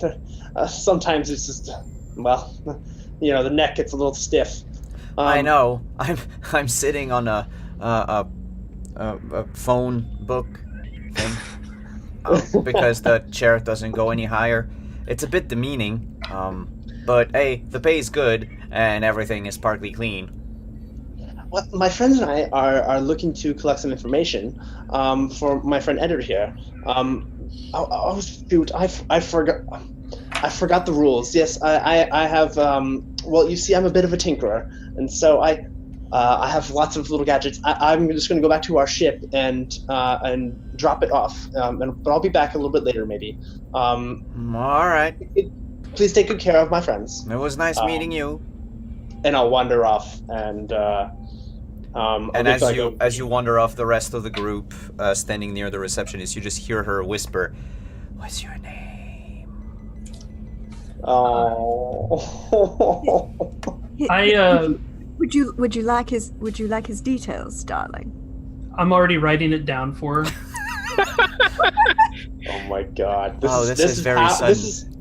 This is how I spawned 85 children. I was gonna Of ask, different species. you wouldn't happen to have any children, right? I always attract the best wingmen and women. Anyway, I was going to say that I wink at Kebichet as I walk by. So, here's Doxy's information. But there's a couple things we need to do. This wonderful gentleman right here, Eddard, believe it or not, he's 300 years old. He was in cryo sleep, and he's actually a legacy of the Lekshain Empire, and we were, wanting to get his, papers in order. You don't look a day over 299. Thank you. Yeah. I'm not gonna start guessing the gnome's age. That would be disastrous. She looks like she's in her late 20s. So, Yeah, I know better than that. What's your name? My name is Eddard. Eddard. your last name. Yeah, that's Oh. going to be a bit hard to try to find someone by her first name. True. Kade. Kade. She types Kade. And the panic mode Of course. engages. The doors slam, leaving Doxy behind outside. Doxy, save us. A siren starts blaring and she goes, "Uh-oh, I don't know what I did. Oh, I bet that's not very good. Well, the police is on the way. Apparently, your name has been blacklisted from everything on the planet, and there's a 1 million credit bounty on your head. So if I were you," and she fumbles under her desk and she grabs a pistol and she's like, "I wouldn't move, scum." Okay, so Edit, don't move. We're gonna follow the instructions. I'm gonna be your legal representation. We're gonna get you out of this. It's gonna be fine. We were supposed to walk in, grab a book, but no, this had to happen. Don't worry. Just don't say anything right now.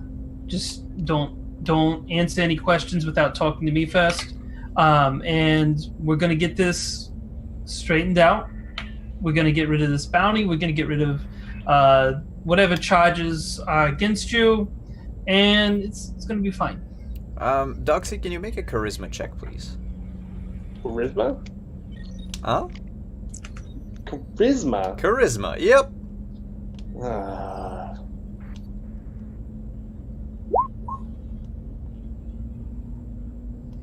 Six. The gnome says, well, the authorities are on their way. If you wanted to just grab a book real quick, the door's right there. I don't want your friend to think that I'm turning on you. Oh. I appreciate the sentiment. I prefer to do this through the proper channels. Thank you so much, though. Is it against the law for me to move into the library, or? Well, here's the thing. You're on Lakshay. There will not be a trial. So just they're gonna pull the trigger and he's done. First one that guns him down is gonna get 1,000,000 credits. Well, screw this. I'm going to go forward. Really, that is the exact ruling.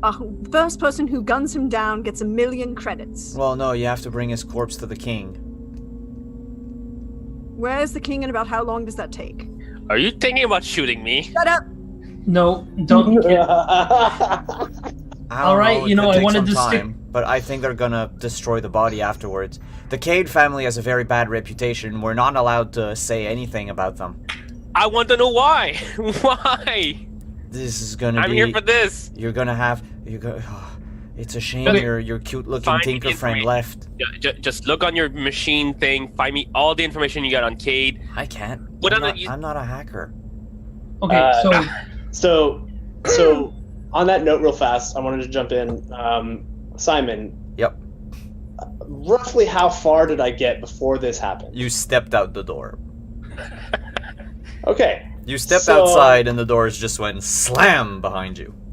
I would immediately duck into like some kind of alley Mhm. or like crevice that I wouldn't be seeing, pull up my displays and start hacking the system to open the doors. Make Or a at least- stealth and then make a data check. A stealth? All right. Not bad. Okay. That's gonna be used. Come in later.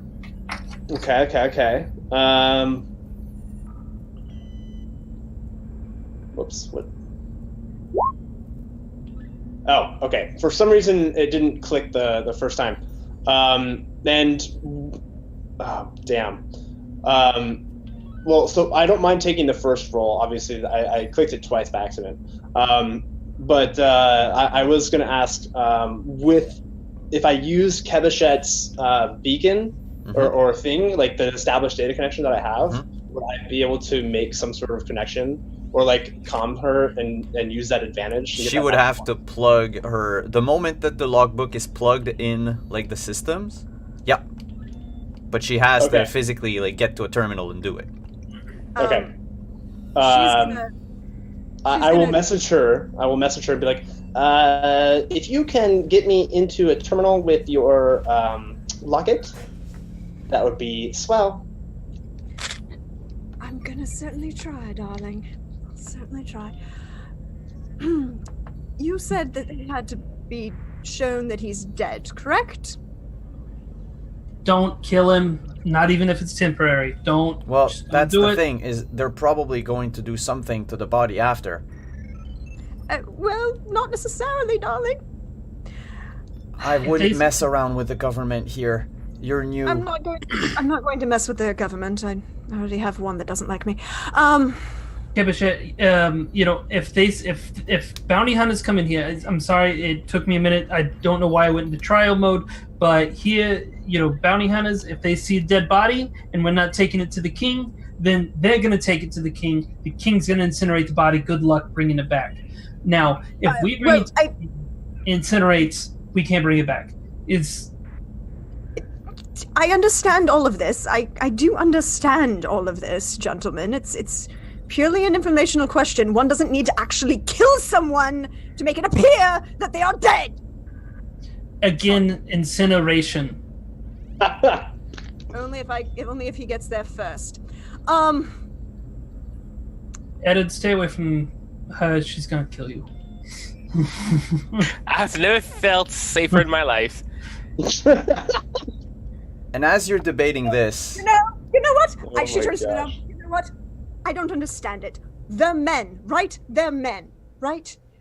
Why do they never believe that I actually know what I'm talking about? Why do they have to try and explain to me, who's a doctor and a cleric, and understands exactly what I'm doing, what they think I'm going to do? ma'am, behind you. And the She door. puts the barrier. Huh? She puts the barrier behind her. Okay, because there's a hail of blaster fire. She puts the void barrier up behind her. So I was talking about this, and it's really Roll kind of. for initiative.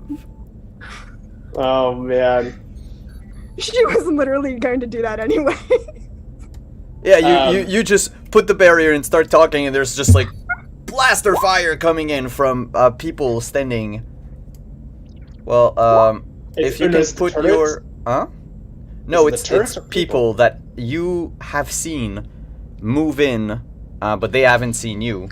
I'm just gonna ask you guys to put your minis on the map. Okay, do you need us to move that, re-roll initiative then, or where are we? What? Oh, we're just in the front room. Yeah, you're in the front room in front of the desk. How do we? You where can. are? Slide it. You grab it and slide it. Where is it? Like I can't see my mini is the issue. It's where your character sheet is. Oh, like drag it from character sheet. Yeah. It's gonna be under bio and No. info. Okay. No, see, no, you don't have. Well, Yeah, you don't he's have there. to do. I'm saying you don't have to do that from the. There we go. All right, hold on.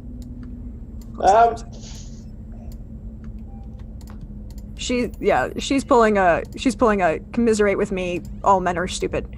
Oh yeah, I know. I know that feeling. What is What? going on? Why is the door? Alright, it's okay, everyone. We'll get things sorted out and we'll move the overlay There we over go. to There we go. this. She puts the barrier up behind them and continues ranting about the. What does the barrier do? I have to pull up the character sheet again because I had to close it to do this. So, it is literally a barrier of the void. It's the shape void. Barrier. You wrap the void in a large obstruction, 5 foot in diameter sphere in an empty space you choose within 30 feet for the next minute. While you maintain concentration on this effect as a spell, nothing can penetrate or move through this space. Okay, so you would have shoved it. You said 20 feet in diameter? 20 feet radius? 5 foot in diameter in an empty space, you have 30 feet. So she would try to. So that's 10 feet wide. Okay, And so she- it would block like I'll use like the door object. Yeah. But it would basically be here.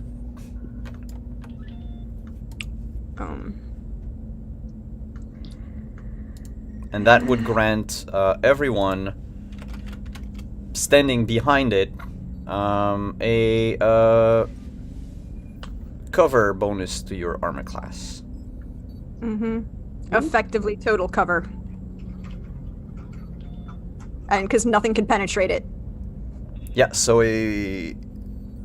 well, depending on the angle that, because it's still a like physical barrier that doesn't move. Yeah. But yeah. So what was your initiative? 20. 20 for you. How am I rolling for initiative? Just So you would need to put your token on the map. Click the token and then push initiative in your character sheet. I am totally blanking on how to do that. So I'll move your token to the map, even though you're standing outside. That's fine. Just put me outside. There you are. So you click Oh, on cool. the token, and then you click initiative, and it's gonna roll initiative for you. I'm clicking on the token. Nothing's happening. No, you click on the token, and then on your sheet you create your initiative. You roll initiative. Sorry, I don't know why I said create. Totally. Well, continue on. I will get my initiative on there in a second. Yeah, sure. If you've popped out your character sheet or the chat, you have to close it Yeah, and then it needs to Yeah. stay No, within. Oh, okay. Well, no, it's mostly that I accidentally went back in my browser history twice already. With my freaking. oh yeah, I've done that. It was very frustrating Alright, because they I had have everything set up 5. and perfect, and then Yeah, so Eddie's 21, I'm 20. Okay, so it's gonna be Doxy first, and then Doxy. Blanking. Kebichet. So Doxy, Kebichet, Zendak, Eddard, and then all of the bad guys. So all of you first, and then the bad guys after. okay. So I'm gonna do some funky shit. Mm-hmm. Basically, couldn't we say that from my outside perspective, I am close enough because I don't think I have to have visual range or visual on my targets. But let me double check this gadget. It's the and Justin, maybe you can help me do a quick look up on this. The one that cancels or that turns off the guns. The ones that deactivates blasters. Okay, I know what you're talking about, and I can't think of the name right now. 1 second, Gadget, because actually reader, scanner, taser, autonomous frame, bubble projector, chrono shifter, death ray, flux cannon, focus aperture, hologram, gravity, blink button, no. It's like a disruption field or something like that. Well, so the main thing I want to know is if we can agree that I'm within range.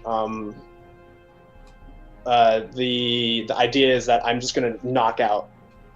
I'm gonna set my because I don't have that gadget actively, but I think I can set my modular gadget to it, and then just blanket knock a bunch of people out.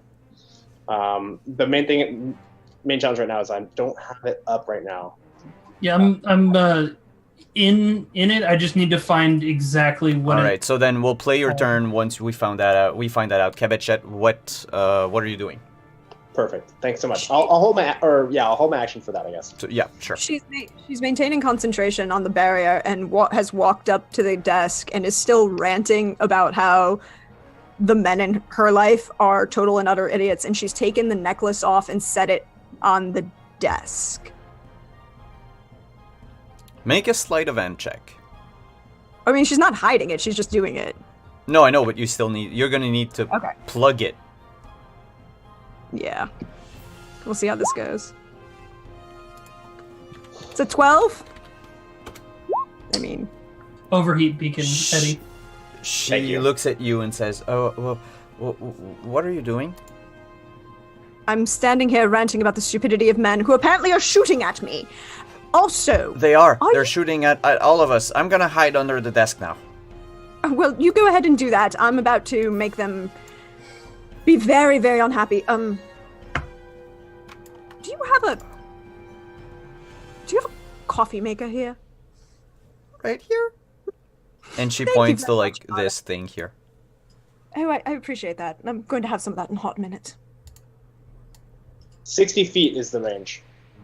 So if you're standing outside, those that are standing outside on the map are actually standing outside on the street. All right, and I would say like I can't for some reason I can't. Oh, there we go. Now I can drag it. So I wouldn't just be out in the middle of nowhere. I'd be like on the edge somewhere tucked away. So that would be within 60 feet. Doesn't say anything about having visual. Well, you need visual for anything in D&D, but like you could just go like to the corner, peek, throw your gadget and move back, that's not a problem. That's not necessarily true. But this is like a thing that just radiates an energy that shuts down the weapons. Oh, okay, and it's centered on yourself. Yeah, you don't need to see anything. Yeah. Okay. So that's as an action. Let me just double check. So keep going, Kevishet. I'm just going to double check something real fast. She's just sliding. Can I see where I would have to plug this thing in? Oh, you've plugged it in.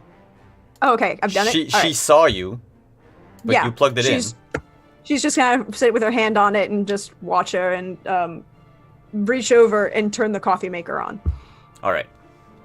Maintaining concentration on the barrier behind her. It makes a bang noise as it starts working. Next up would be Zendak. Alrighty. It has nothing to do with the agenda and everything to do with the fact that you like killing things. And then I'm gonna pull out my gun and start firing at the. I don't like killing things. I like healing people. I've seen plenty of both. Fire away. You're gonna have to move from behind the barrier though if you want to make sure you hit them without any cover advantage. Okay. I would suggest you delay after my turn. I'm going to throw a flashbang in the mix. I'll delay. So you see Eder just take up a flashbang grenade, unpin it, and fling it. How does that work? See, I'm not sure, and I don't think I've read up on that. So let me just go do that real quick. Well, guys, you have to read up on it before. Lot of combat. Yeah. That's a weapon? Is that it? That's an item. Yeah, it's an item. It's an item. It's called flashbang. It's concussion. Oh yeah, there's the concussion grenade. All right, I think I got it. Which concussion grenade. They take a D8 of thunder damage, deafened, and so you make an attack against one person, and then each person within 10 feet has to make a dexterity saving throw. 20 feet. Oh no, 20 feet is how far you throw it. Yeah, you can throw it 20 feet, and then everyone within a 10-foot radius has to make a dexterity saving throw. And take 1d8 damage. Okay, I was expecting a flashbang. I shouldn't have wrote that like that. Okay. Well, yeah, this is a concussion grenade. It still confuses them, though. It does. Right, flash out. Well. Yeah, you can target everyone. So roll your d8. I will roll my dex saves. Well, he needs to roll his. Oh, you need to hit first. Yeah. Duh. Okay. So while he's doing that, Simon, point of clarification: the modular device or the modular gadget that I have as a gadgeteer, I can change as an action, and then the overheat beacon is also an action. So I'd have to do it in two. So first turn you're gonna switch to the modular one, and then second turn you're gonna turn it on. And and as my bonus action, I'll communicate to Kevishet, and I'll be like, well, if you can give me access, I can turn off their defenses. Done. All right, Perfect. You throw the concussion grenade, and you miss. Oh no. So what happens roll a to the d8 grenade? for me. 4. 1, 2, 3, 4. It bounces back to the outside, and it's only going to target the two Lakshay sergeants instead of everyone.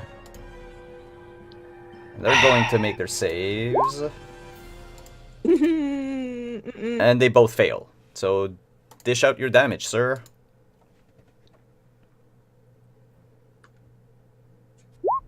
5. They both take 5 points of damage. Then Zendak, you had held your action. Also, I still get one attack, I believe. Oh, because you have extra attack. Yes. Yeah. But go ahead. Strike. No, first. you've got an extra Yeah, attack. so what do you do?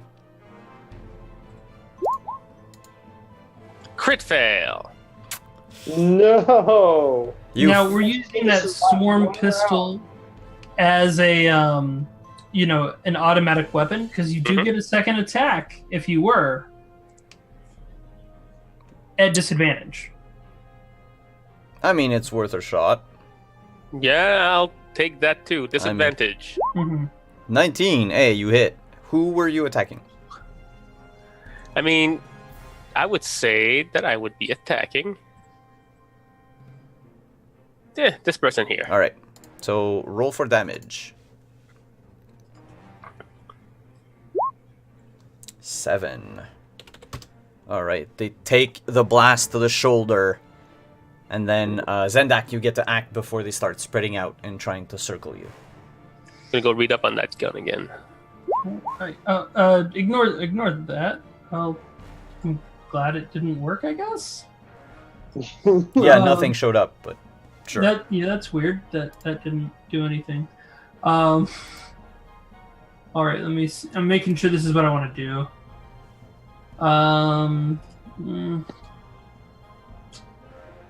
God, this is awful. There's so many.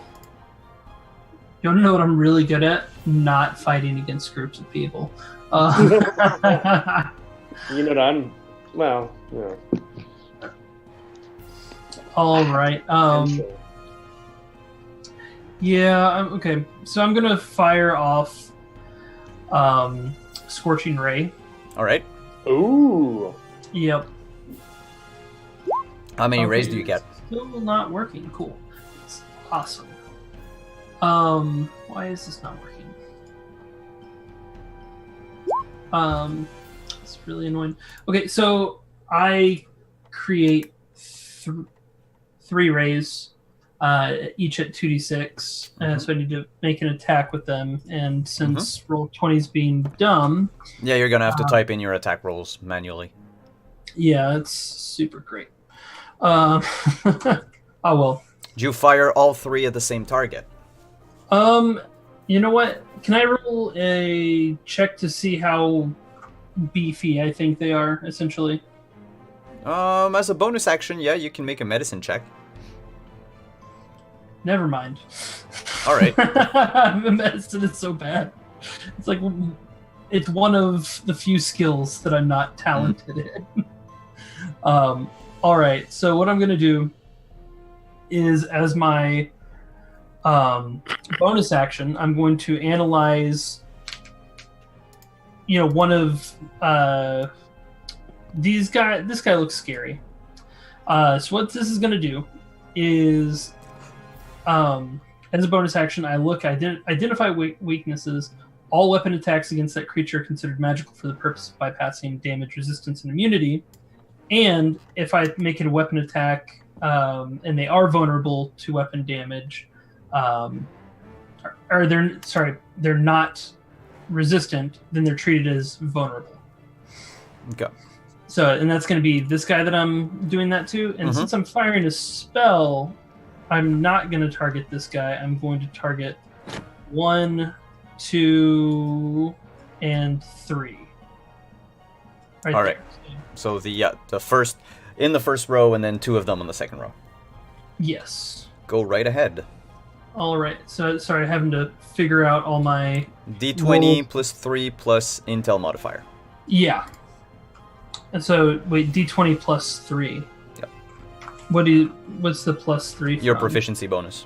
Oh, okay. Yeah, gotcha. So 5, 17 for the first one. Okay, cool. Ah, there we go. 17, Yeah. 15, 22, they all hit. Cool. And 11 damage, 7 damage, and 5 damage.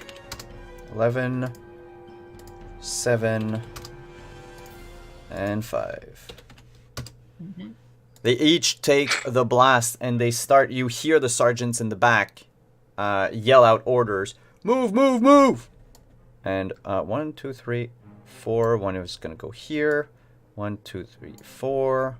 1, 2, 3 here. Another one goes here. Another one goes here. Another one goes here. Another one goes here. Another one comes in. And the two sergeants, they come in, and you notice that the two sergeants, when they come in, instead of firing at you, they draw a laser sword, and they activate a thing, like by typing in the palm of their hands, and their skin turns to like a metallic sheen. Mhm. And there are 7 of them that are gonna fire at you. So you each are gonna take 2 attacks each, and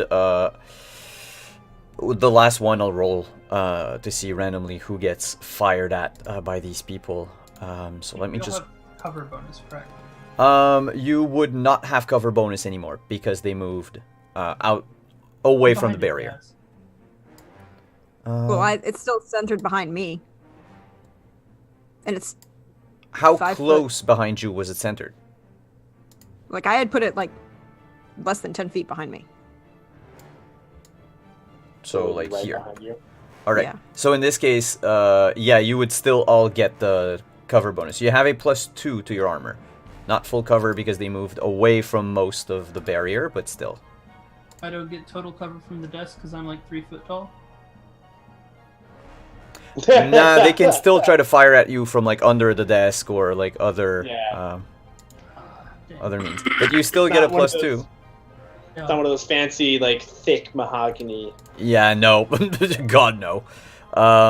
So on Zendak, the 2 attacks are going to be a 12 and a crit miss. All right. They both miss, surprisingly. All right. On Kebichet, a 7 and a 9. Wow. These are like stormtroopers. Oh, come on. Come On on. Eddard, 21 and 16. 21, yes. 16, no. All right, and they're firing with like the standard carbine, so it's 2d6 radiant damage and not a Crossbow. heavy crossbow. So you take 6 for the first attack, 6 for the second attack, for a total of 12 points of damage. Wait. The only Only hit. one hit. Oh, only the 21 hit? Yep. Oh, so you only take 6 points of damage. Good. And now it is your turn, all of you, starting with Thompson. All right. So I'm gonna activate the overheat beacon. A like blast of like almost like an EMP, but specifically targeting blasters and disabling those weapons.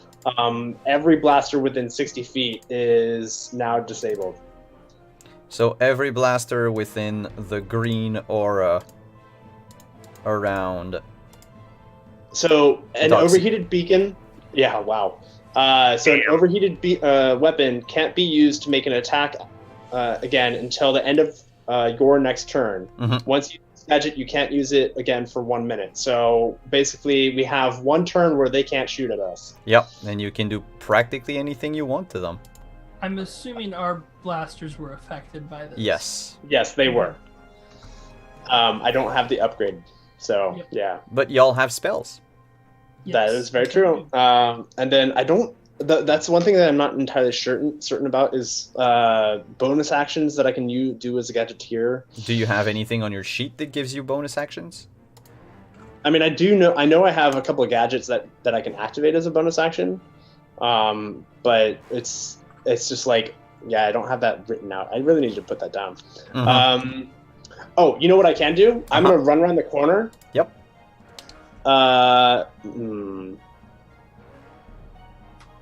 No, because it's right around me. Yeah, if Never you mind. move, it's going to move with you. No, not that. I was gonna try to activate one of my utility matrix gadgets, the flashbang, which I can do as a bonus action, but it's only creatures around me. So it's like them around me. You'd have to run into the group. Yeah. Okay. Okay. So maybe as a bonus action, I can establish a link to The plugged-in log thing? Yep, Yeah. without Okay. even making a roll. Done. So that's what I'm doing, and then from there I'll do something next turn. So I'm basically setting myself for next turn. Yep. Cool. The next one was Kebichet. I'm assuming that the coffee maker's just about done by now. Yep. It's a space Keurig. It's a space Just Keurig. enough. It takes 6 seconds. Okay. So she literally picks it up, Mhm. sniffs it and goes, I honestly don't understand how you people could do this. I mean, it looks absolutely vile. And she uses it and chucks it towards her right. Mhm. And at the same time, she casts blindness on everybody to her right. So you mean these 4 here? Oops. The 4 here? Yeah. Alright. What's the saving throw? Blindness. Nice thing about blindness and deafness is that it's not concentration. Oh, it's only 1 creature though, so who do you target? No. Or if you cast it as a 3rd level, you can get 2 creatures. Yeah, she's not gonna do it. She's no, in that case, she'll do it at who's ever, she'll throw it here. To make a con save against 16 or no, what is the spell save DC? Sorry. I think it's 16. Would be 13 plus your wisdom modifier. 16. Which no, it's I roll a 17. 13 plus my wisdom modifier? No, that doesn't make sense. No, it 8 would be plus- 11 plus your 11 plus Yeah. Yeah, you roll a 16, so they save against that. Yep. Unfortunately, as you throw your coffee and mix it with the blind spell, the coffee splashes on the bounty hunter, and he looks at you and he's like, "Why?" Does he take any damage? Does he take any damage from the hot Scalding coffee? hot. Yeah, it's scalding hot. He's gonna take 2 points of damage from the scalding hot coffee. Because you shot at me. And I'm having a very pleasant conversation with this very nice lady at this library. I don't want to die! Don't shoot at a cleric! Zendak, it's your turn. Alrighty. So my gun's clearly jammed. Mhm. So what I'm gonna do is the sergeant that I had fired upon, or that I had marked earlier, with, I'm going to cast Hard Light Needle, aiming at them. This is an auto hit, and will do at this level 6 damage. And because of my subclass, it will actually do an increased amount of damage if I can just find where that is. Which one of them were you targeting? The one that I believe it was this one. Okay. Oh no, I don't get the extra damage on cantrips yet. Damn it. Oh well. All right. I mean, aren't like you next level 5? You should have... No, I have. Well, at level 5, I got exploit vulnerability. But I don't have the feature that allows me to do an extra D8 when I hit someone with a cantrip that is impacted by exploit. That's separate. That's separate from the bonus. But it still is 6 points of damage right away as a needle, a foot-long needle, appears out of thin air and just embeds itself in the sergeant's stomach, and then just dissipates into Ignore that. thin Ignore air. That. All right. Edard. Sorry. Do you have a bonus action? I'm trying to rapidly check my spells to see if I have anything that's a bonus action. I think the answer is no. Okay. So go ahead and pass on me, and I'll let you know real quick. No problem. Edard. Oh, yes, I do. I have one. I cast Sandbags. Okay. As a bonus action, I create a low wall of sandbags as a source of cover. The wall is 1 foot thick and composed of 3 5-foot long by 3 foot high. You know what? I'll just click it so you can read it. Here you go. So it's a cover, 5 foot long by 3 feet high. Each segment is 10 hit points. 16 AC and is immune to all damage except thunder. The sections must be supported by solid ground. Yeah, that's not a problem. Hunkers by the sandbags, half cover from range attack and a small creature is 3/4 cover, so +4 to AC. And where do you put your You sandbags? said that this desk was not quite. You can reinforce it with the sandbags if that's what you want. Yes, that's what I'm going to do. But can we reflavor sandbags to be tons of legal papers? Sure. So there's 10 feet long of legal papers. Where's your last segment? Where do you put it? Okay, so it's 3 5-foot long segments. So I'm just going to. So there's do... 1, 2. Okay. Oh, there's the desk. I've already marked it. So I just need to know like which other square do you want to have? My character's right. I guess the left of the map. All right, so like here. Yeah. All right, so this is sealed off behind a mound of legal paper. Mm-hmm. And that is your turn. Now we're going to move on to the bad guys. No. No, Eddard. to Eddard. Me. Yes, sorry. Yes. All right. So, That's what I meant. Whoop. We're gonna go to Eddard. whoop, Oh no! this one with the coffee stain. Yep. He's gonna get an axe to the face. Wait, what? He's gonna get an axe to the face. Yeah, sure. We're just going medieval on someone. I'm gonna ask you a question. Oh, we got a donation. Thank you, Aubergine Knight, for the wheel. So, Alex, play your turn. We're gonna spin the wheel when it's my turn. Oh yeah, here comes a sanity loss. That is not gonna happen. You hit. 21. Bam. That's your first attack. How about your second? Oh, that case. You hit. 15. So for a total of 16, you just start hacking away at this bounty hunter. He tries to deflect one of your most impactful blows with his forearm, not really thinking about what's happening as the axe bites into his wrist. He lets out a scream of pain, and you manage to bring the back of the head, the axe's head, onto his shoulder, cracking his collarbone. And there's a loud, sharp cry of pain that comes out of this person as we spin the wheel. No. Action surge. Oh, Yeah. shoot! So, Why did we? That's a miss. Come on. That's a hit. That's an extra 4 points of damage. it does strain. That's good.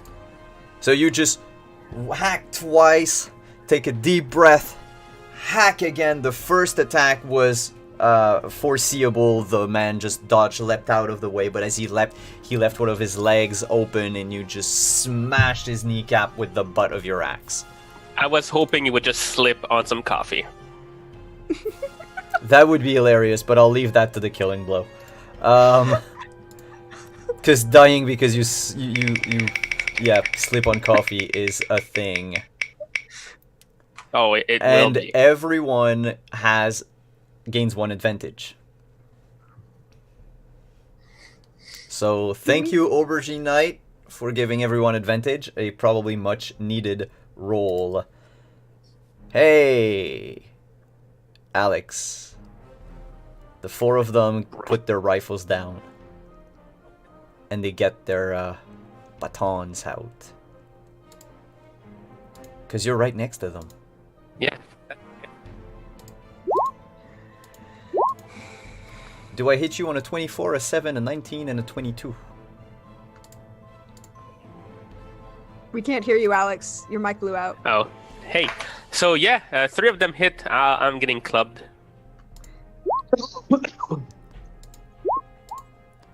You're going to take a total of, and ignore the first 4, that isn't supposed to be there. So 5, 12, 13, 21 points of damage.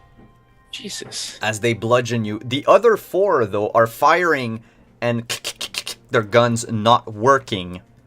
And they swear in unison as one of the sergeant leaves his position to flank you, and the other one goes up against Kebichet and yells to the group behind them, like, "Get the casters!" Is he going through my barrier? Because he can't do that. No, he's moving past the barrier. The barrier is only Okay. 10 feet, but he has enough room to go around it. And they're fighting with swords. Yes. Just to clarify, there's 3 avatars that look similar. The one that's currently surrounded. Oh, the one that's currently surrounded is Alex. Gotcha. I was just making sure. Yep. Oh, if you could be a deer and activate those turrets and mark us as allies, I would be very happy. Oh, that's smart. I suppose I hit you on a 19. You do. You're gonna take 7 points of damage. Mm-hmm. And Alex, do I hit That's- you with an 11? Alex, Wait, you're muted. I'm not to be that person, Mhm. but I have to be that person because I'm sorry, Alex. I'm going to ask this question. I'm going to be Go that ahead. person. Are we playing with flanking rules? I just need to know. No, we're not. Okay, good. And no, 11 doesn't hit me. All right. So, moving on to the group, starting with Doxy. Okay, so with my connection, would I know where the turrets are, the defense turrets? Yes, they are. I'll draw them on the map in black, and it's what is it again? It's out for a circle. There's one here, and there's one here. Okay. They have line of sight to anyone standing in this area. Okay. So, I'm going to attempt to activate and mark all of my allies as allies within the system, and all of the guards, as well as the reception. The reception is also an ally. And all the Good. guards. It helps to clarify. Yeah. And all the folks that are attacking us will be enemies. All right. So it's that's a what I'm gonna DC attempt to do. 15 data check. And if you succeed, basically what the turrets do is they hit automatically and they deal 2d8 points of damage at the end of each of your turns for as long as you keep control of them. Wow. Which means pretty until crazy. someone else hacks into them and tries to shut them off or fires at them. The turrets only have 5 hit points and an AC of 10. So it's a data check, and because I'm an expert in circuits, would I be able to finagle some kind of like bonus? Yeah. Or... All right. We'll do 2d8 plus your intelligence modifier if you succeed. Oh, okay. Okay. Because cool. you'll help the turrets aim better. You Hey, I hit succeed. 15. So roll that 2d8 plus your int modifier as you gun down these hapless bounty hunters. Roll 2d8 plus my bonus modifier, which Intel. is 4. I believe I did that right. 11.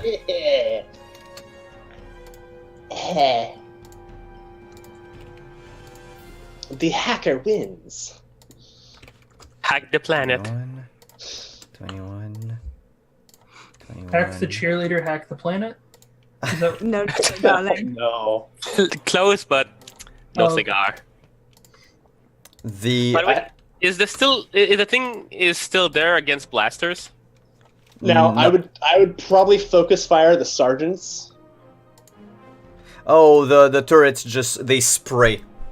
Oh really? Spray Oh, and spray. shit. Yeah, it affects everyone. Oh It- wow. Does that count? But except us, right? Except those that are considered allies. Yeah. Yes, So it's kind of like what was that scene? The Matrix, where he's like shooting around an office space with Yep. the gun turret. Yeah. By the Time way, slowed. the sergeants scream, "Retreat! Retreat! Fall back!"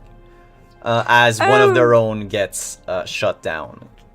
Where Copy is guy. it? There would still it be a one- bonus action for Doxy. Just a quick second. If you want to try to get some info out of the library, you could do a check as a bonus action. I can also seal the doors. You could also seal. Oh my god, you're a monster. that would be perfect. because There would I not be any love- checks required, and you could seal the doors again. Okay, but that would cost my bonus action. That would cost your bonus action. Okay, I'll do that. All right. Yeah, I don't want any of these people to know. As Nothing. they try to fall back, the panic doors shut close. Can I also say Nice. that like basically all the panic things activate, so everything in that space. The walks siren, down. the doors, the The sprinklers. siren turns off. the sprinklers. No, I was more thinking of like the shielding, like all the shielding and the doors, like the blast doors and stuff like that, close. It's only Uh, the entry door that has like Oh. well, it's if you look on the map, it's like those big fat gray and yellow doors Right. So those I thought those you are like were- panic doors. Right. I thought you were saying the desk with the receptionist also had like a shield. No, Oh, okay. no, she just threw I- herself under the desk. Fair enough. I thought that she had like some sort of like panic room that basically shield her and stuff like that. But regardless, the doors close. They're getting shot out by all my lovely turrets that I've taken over. So Kebechet would be your turn. Mm-hmm. And that gentleman who was right up on me and hitting me, Mm-hmm. I really, really don't like that. Oh boy. It sounds rude. I'm just gonna hide. I'm having a very nice conversation. And she's gonna cast Spiritual Weapon in his face and bring up a giant Avera staff. But again, unlike the normal sun staff, instead of a diamond, it has a giant black opal with Mhm. lots of reds and blacks flowing through it. And then starts spinning in air and just like full batter, like golf swing. It's gonna come up and try and hit him upside the head. Backhand the gentleman. Make your attack roll. That's a hit. That's a hit. That's a hit. Nice. Yeah, buddy. By the way, did they move from their position in an attempt to escape? Well, not yet. It's not their turn. Ah, okay. He just said retreat when the Yeah. guns were. And that's a bonus Bonus action. action. Yeah. And as an action, she's going to cast go with a classic. She's going to gesture with her other hand to her earrings and ring Toll the the dead. ring the little tie. She doesn't have earrings, she doesn't have ears. Toll the dead on the gentleman, one of the other sergeants, or well, one of the ones that was injured over here. Someone. Oh no, all of them are injured because they all got shot. Yeah. So the others. So which one? That so one over there? This is the one with the spiritual weapon on Yep. it. So she's going to use Toll the dead on that one. Okay, I'll put a wrench on the guy with the spiritual weapon, and the other one needs to make, I believe, a wisdom save. Mm-hmm. And he fails, so he's going to. So he's going to take. Oh, it's missing a 12 is what's going on. Yeah. so I'll just So roll- what we'll do is roll an extra d12. So 5. Oh. Hey, I mean, it's one of the. guess what? Guess how many hit points he had left? Oh, wow. Sergeant down. There's a tong that only he can hear, and he looks to Ear. Kebechet and just falls down. Yeah, blood coming from the ears. Yep. And it would be, And she continues, and she's just standing there continuing this conversation with. and the poor gnome is hiding under the desk behind the paper, and she's like, haha, haha, haha. Zandak, it's your She's turn. had a really. This is how she deals with her bad day. All right. So, my I'm assuming all of my weapons are restored to their normal self. You get the green circle away. It messes me up. Oh yeah, sure. So, the guy that I marked is dead, correct? Yep. All right. So I'm going to mark this guy Mm-hmm. with a bonus action with exploit vulnerability, and then I'm going to jump over the desk, and I'm going to stab him with a laser sword. Ooh. Wow. Laser sword duel. Yep. Go right ahead. Ooh. Oh, dang. Oh, and he's remember he's treated as vulnerable as well. So he's going to take 7, 14. Did it? Okay. Oh, it does actually do the extra roll. 14 points of damage as you just jump over the desk, charge at the one with the Avira staff. He just got hit behind the head by this giant ghostly staff as he looks up and just tries to go for a swing. In one fell swoop, you chop his arm off and slice his belly open. With, of course, the laser sword, so it cauterizes the wound right away. But the guy just falls into 2 pieces on the ground. And then I jump back behind my legal papers. Your legal barriers. Alright, and then that would be That would I'm leave renaming the spell diplomatic immunity. Edard. That would be your turn. Now, if I recall correctly, you said that they dropped their... Yeah, the three of them Rifle. around you have dropped their rifles. Oh, okay. Well, since I never dropped mine, dual wielding really is interesting. I'm just gonna trade weapon out of my hands, Mhm. get my blaster back on, and I'm gonna aim at this one. Whoop. Go right And ahead. shoot. Point blank. Yes, is there a rule for that? Nope. Just chicken. You hit. Okay, and... Oh. Oh, wow. 3 1s. Fantastic. Mm-hmm. Oh man. And then what's your just make second attack? this one. Mm-hmm. Uh. That's a hit. Roll for damage. Oh, that's right. I don't know. I would have to choose disadvantage. Yeah. Never mind. All right. Go with 9 for this one. All right. So it's their turn. They start to move out, realizing that, oh wait, they cannot. The ones around you are still gonna try to bring you down because there's 1,000,000 credits if they get it. So, I know. and you're the only human, so they kind of figured out you were Oh. probably the guy to beat up. Could I use my second one as a bonus action? Yeah, sure. So, roll 1d10. Oh, I plus- forgot that they make 2 attacks. Oh well. I'll just keep it to 1. So, you healed 6, but I critted you. And you take 10 points of damage. Okay. It's not so bad, but you just got hit across the face by a baton. The other ones that are trying to move, like seeing how they are now stuck, like that will be their whole turn. Like they flung themselves at the door and started hammering on them, screaming, "Let us out! Let us out!" But the receptionist is just freaking out and she's like, "You're muted." I understand. It really is disconcerting. You'd expect them to be able to do their jobs properly. It's. Do you want another? I'm gonna make another coffee. You see them just cower. No, not the coffee. Doxy, your turn. Okay, so I mean, it doesn't say anything in the spell that you have to have line of sight. Okay. I want to, as an action, cast Hard Light Nails. I think I need to. Oh, and technically, I have vision. Well, okay. You'd be able to rule with this. Because there's probably cameras in this room, I already have access to the systems. I'm probably watching everything through like the cameras that are In the on turrets. Yep. Yeah. So I have visual.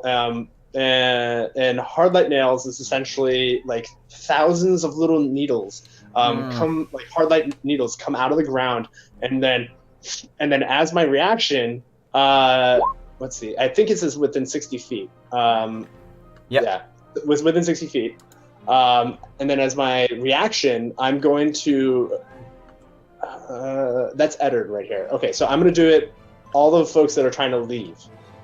Okay. Yeah, so I'm gonna, like, in the center of the 3. Mm-hmm. I'm gonna place it there. It's 10 feet. And when I use my reaction, it does 4d10. Sorry. Yeah, it's when they move in front of the area of spikes, so they have to move. Well, no. As a reaction, I can activate them to explode. Yeah, but it's as a reaction when a creature moves in front of the area of spikes. So if you cast it close to them... They're in the area. Sorry. Go Yeah, ahead. no, if they're already... Yeah, I'll say if they're in the area already, go ahead. Okay, so, yeah, okay. Yeah. Each creature within 30 feet of the spikes... Oh, wow. That's really big. See, how do we do the radius thing? Okay, well... So if you wanted to get all of them... Preferably not Eddard, but yes. Because if you want to get all of them, you get Eddard. Or you Okay. can just wait and wait for the turrets to do their job. That's true. Like, that's another possibility if you want them to avoid. Like, it's a way to... So I would let you, like, do 2 rolls to get information out of the library instead of just the 1. And then we'd have the turrets do the rest. All right, how about this? Yeah, well, I'll let the turrets do their thing. I think that's good. I was kind of interested to play around with hard nails, but another time. So for my turn, I'm going to simply do data extraction and wiping of records that we were here. Make a data check for the information first. Okay. And then for a second data check for the wiping of the events. Would I have any advantage because I'm being assisted? You have one by... advantage. You have an advantage you can use that was gifted to us. Mm-hmm. Oh, that's Yep. true. Okay. Yes. 21. There will be no traces of you in the fight that happened here if you take care of the bodies afterwards. Okay. Thank goodness. Yeah, sure. and- The bodies and the secretary or the receptionist. You'll have to see. You're gonna have to deal with that. And make another data check for the extraction. Okay. Alright. 15. So you extract information on the Cade clan. Is that it? Yes. Alright. I'll give you like the headlines of what you get. But a few We can do it after the fight. if you want. yeah, we'll do it after. That's preferable. Mhm. Cool. So roll your 2d8 plus intelligence. Oh, right.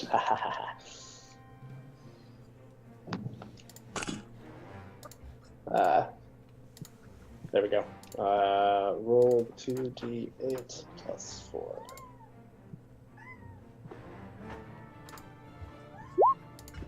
Twelve damage.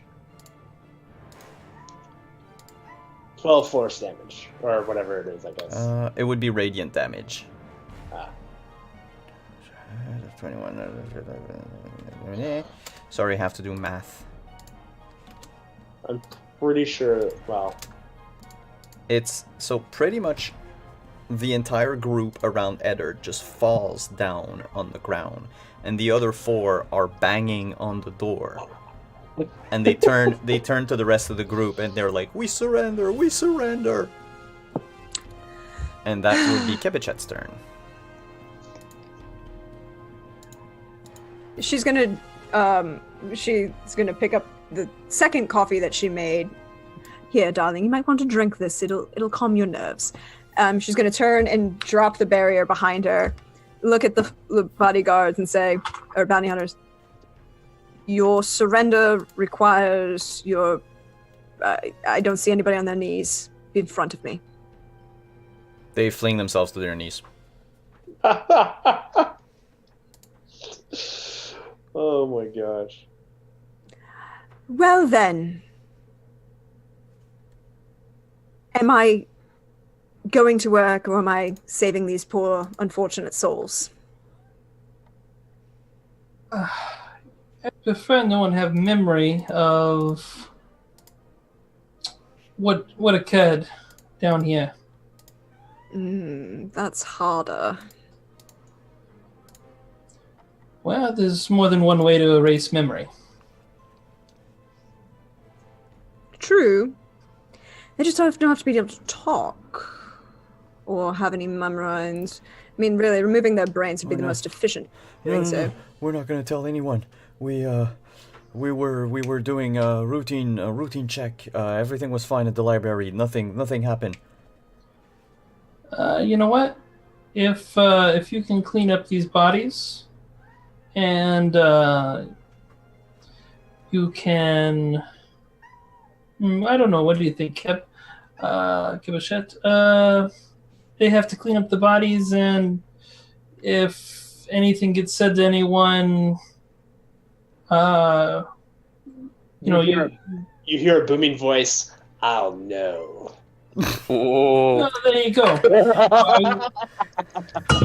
I was going to suggest something Void-esque, but Oh, it's okay. The void will always know. Gentlemen, I'll even be kind to you. And it's an indeterminate, so I don't actually differentiate among you. If you come about 5 feet closer, I'll show you how I can be kind. Make a persuasion or intimidate check, your choice. Can I help with that intimidate check by grabbing one of them? If it's an intimidate, yes. I was mean- going to say that you got advantage perhaps because of the booming voice that like I Yeah, sure. Make it with advantage. We'll go Yes. with intimidation because they won Thank it, you, but it's Simon. going to be the same roll. yeah oh But it's a 16. Okay, and so yeah, they come forward. One of them was hesitant, and Eder just like grabbed them by the shoulder and an arm and just like shoved them forward. And she picks up. She's like, I'm assuming you're done with it now. Well, she's leaving the thing in place, and she picks up the holy symbol, puts it around her neck, and says, Eda, you come about 5 feet closer. And she says, she gestures with her hand, and you see the lights come off of it again, as she says something in Avara that most people don't understand. And she casts Mass Healing Word at them, Ooh, because she's nice. all right. wow. Take that 7 points of healing. Everyone's happier. They are You're definitely fast. going to take the bodies and leave. 1 moment first. That one's his stick. Do you mind if I have that? You can have anything that's on him. I don't want a lot. This particular gentleman actually hit me with this. There's certain religious It's a laser rites I have. sword. Yeah, it's fine. He's gonna pick it up. Swords. Sorry. She's gonna pick that up. I'll give you the like. They don't pick up like the weapons after them or whatever. They just take the bodies, and they go back to the door and they're like, they look up at the ceiling at the turrets and they're like, let us out. The void. The door's open. And But they just wide enough for one person. they Yeah, exactly, just wide enough. they run the f out of there. Oh my gosh. Doxy, I'm assuming you're on cleanup. And she's just going to put everything back the way it's supposed to be, and straighten It's already herself. done. So at that point, we have like a bunch of Roombas that just comes out, cleans up everything. Yeah, if they have any robotic technology, like just come out. Well, kind of like that's, the. that's what you can use the servitors for. Oh right. You The can get them servitors. from the ship and they can come and just like scrub. It's like a swarm from Megamind. Yeah, And like then- all the blood and everything is cleaned up, and Like we're never here. Then she's Uh, going to do one last thing if she can. If we're out of combat and we're out of initiative. Yeah, we are. She's going to try to do one last thing. Because, why did that go away? Come back. No, that's not what I wanted. I apologize. Yes. She's going to cast Calm Emotions on the very nice little lady in front of her. This was Feeling better, darling? that was an event. I thought today would be a very, very quiet day. I know. I try. By the way, I am very impressed with your ability to maintain your control. I'm very impressed with that. I peed a little. as You don't on that mention note, that part. Mm-hmm. and on that note, Doxy walks through the door. It's like, "Hey, how'd the data extraction go?" She just goes walks up to red. receptionist all calmly. Yeah, all calmly. Oh, crap. Wrong character. And on that Never mind. note, on that reddish gnome, that's where we're gonna end today. Oh, that was great. We somehow pulled through that. None of our We need to plans get worked. the hell out. More are going to be coming. And now I know that apparently I have 1 million credit on my head. Yep, you are worth. So on your ship right now, you have millions of credit worth of stuff, like either the Yeah. diamond or Cade. Oh god, we're so screwed if anyone finds out any of this information. Well, Yup. it's up to you. Yeah. Oof. So let's just do outros real quick. Who are you? Where can we find you? Let's start with Mr. Wall of Legal Paper. Justin. All right, hi. I'm Justin. I work with Mage Hand Press as the community manager, and the team Mage Hand Press worked on building this setting. Dark Matter, it's pretty awesome. I'm not biased at all on this whatsoever.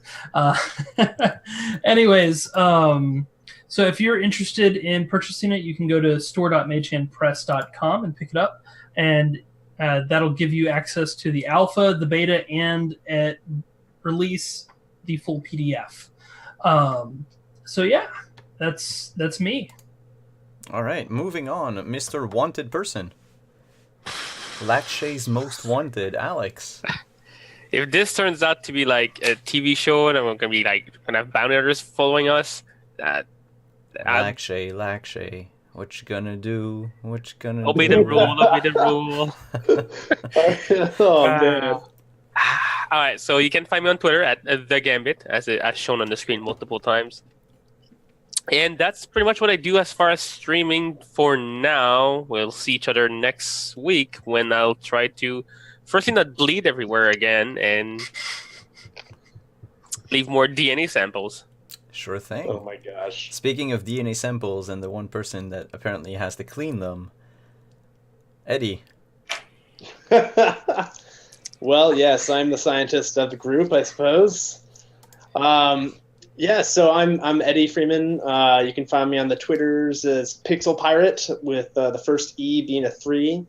And this is my primary streaming. I've done a couple of one-shots in the past, and but yeah, you can check me out on Twitter, and I'll be posting some stuff this year, hopefully on some creative stuff I've been doing for a while now. Ooh. Yeah. Interesting. And I don't have a good segue, not as good as the coffee that was in the machine. To Deirdre.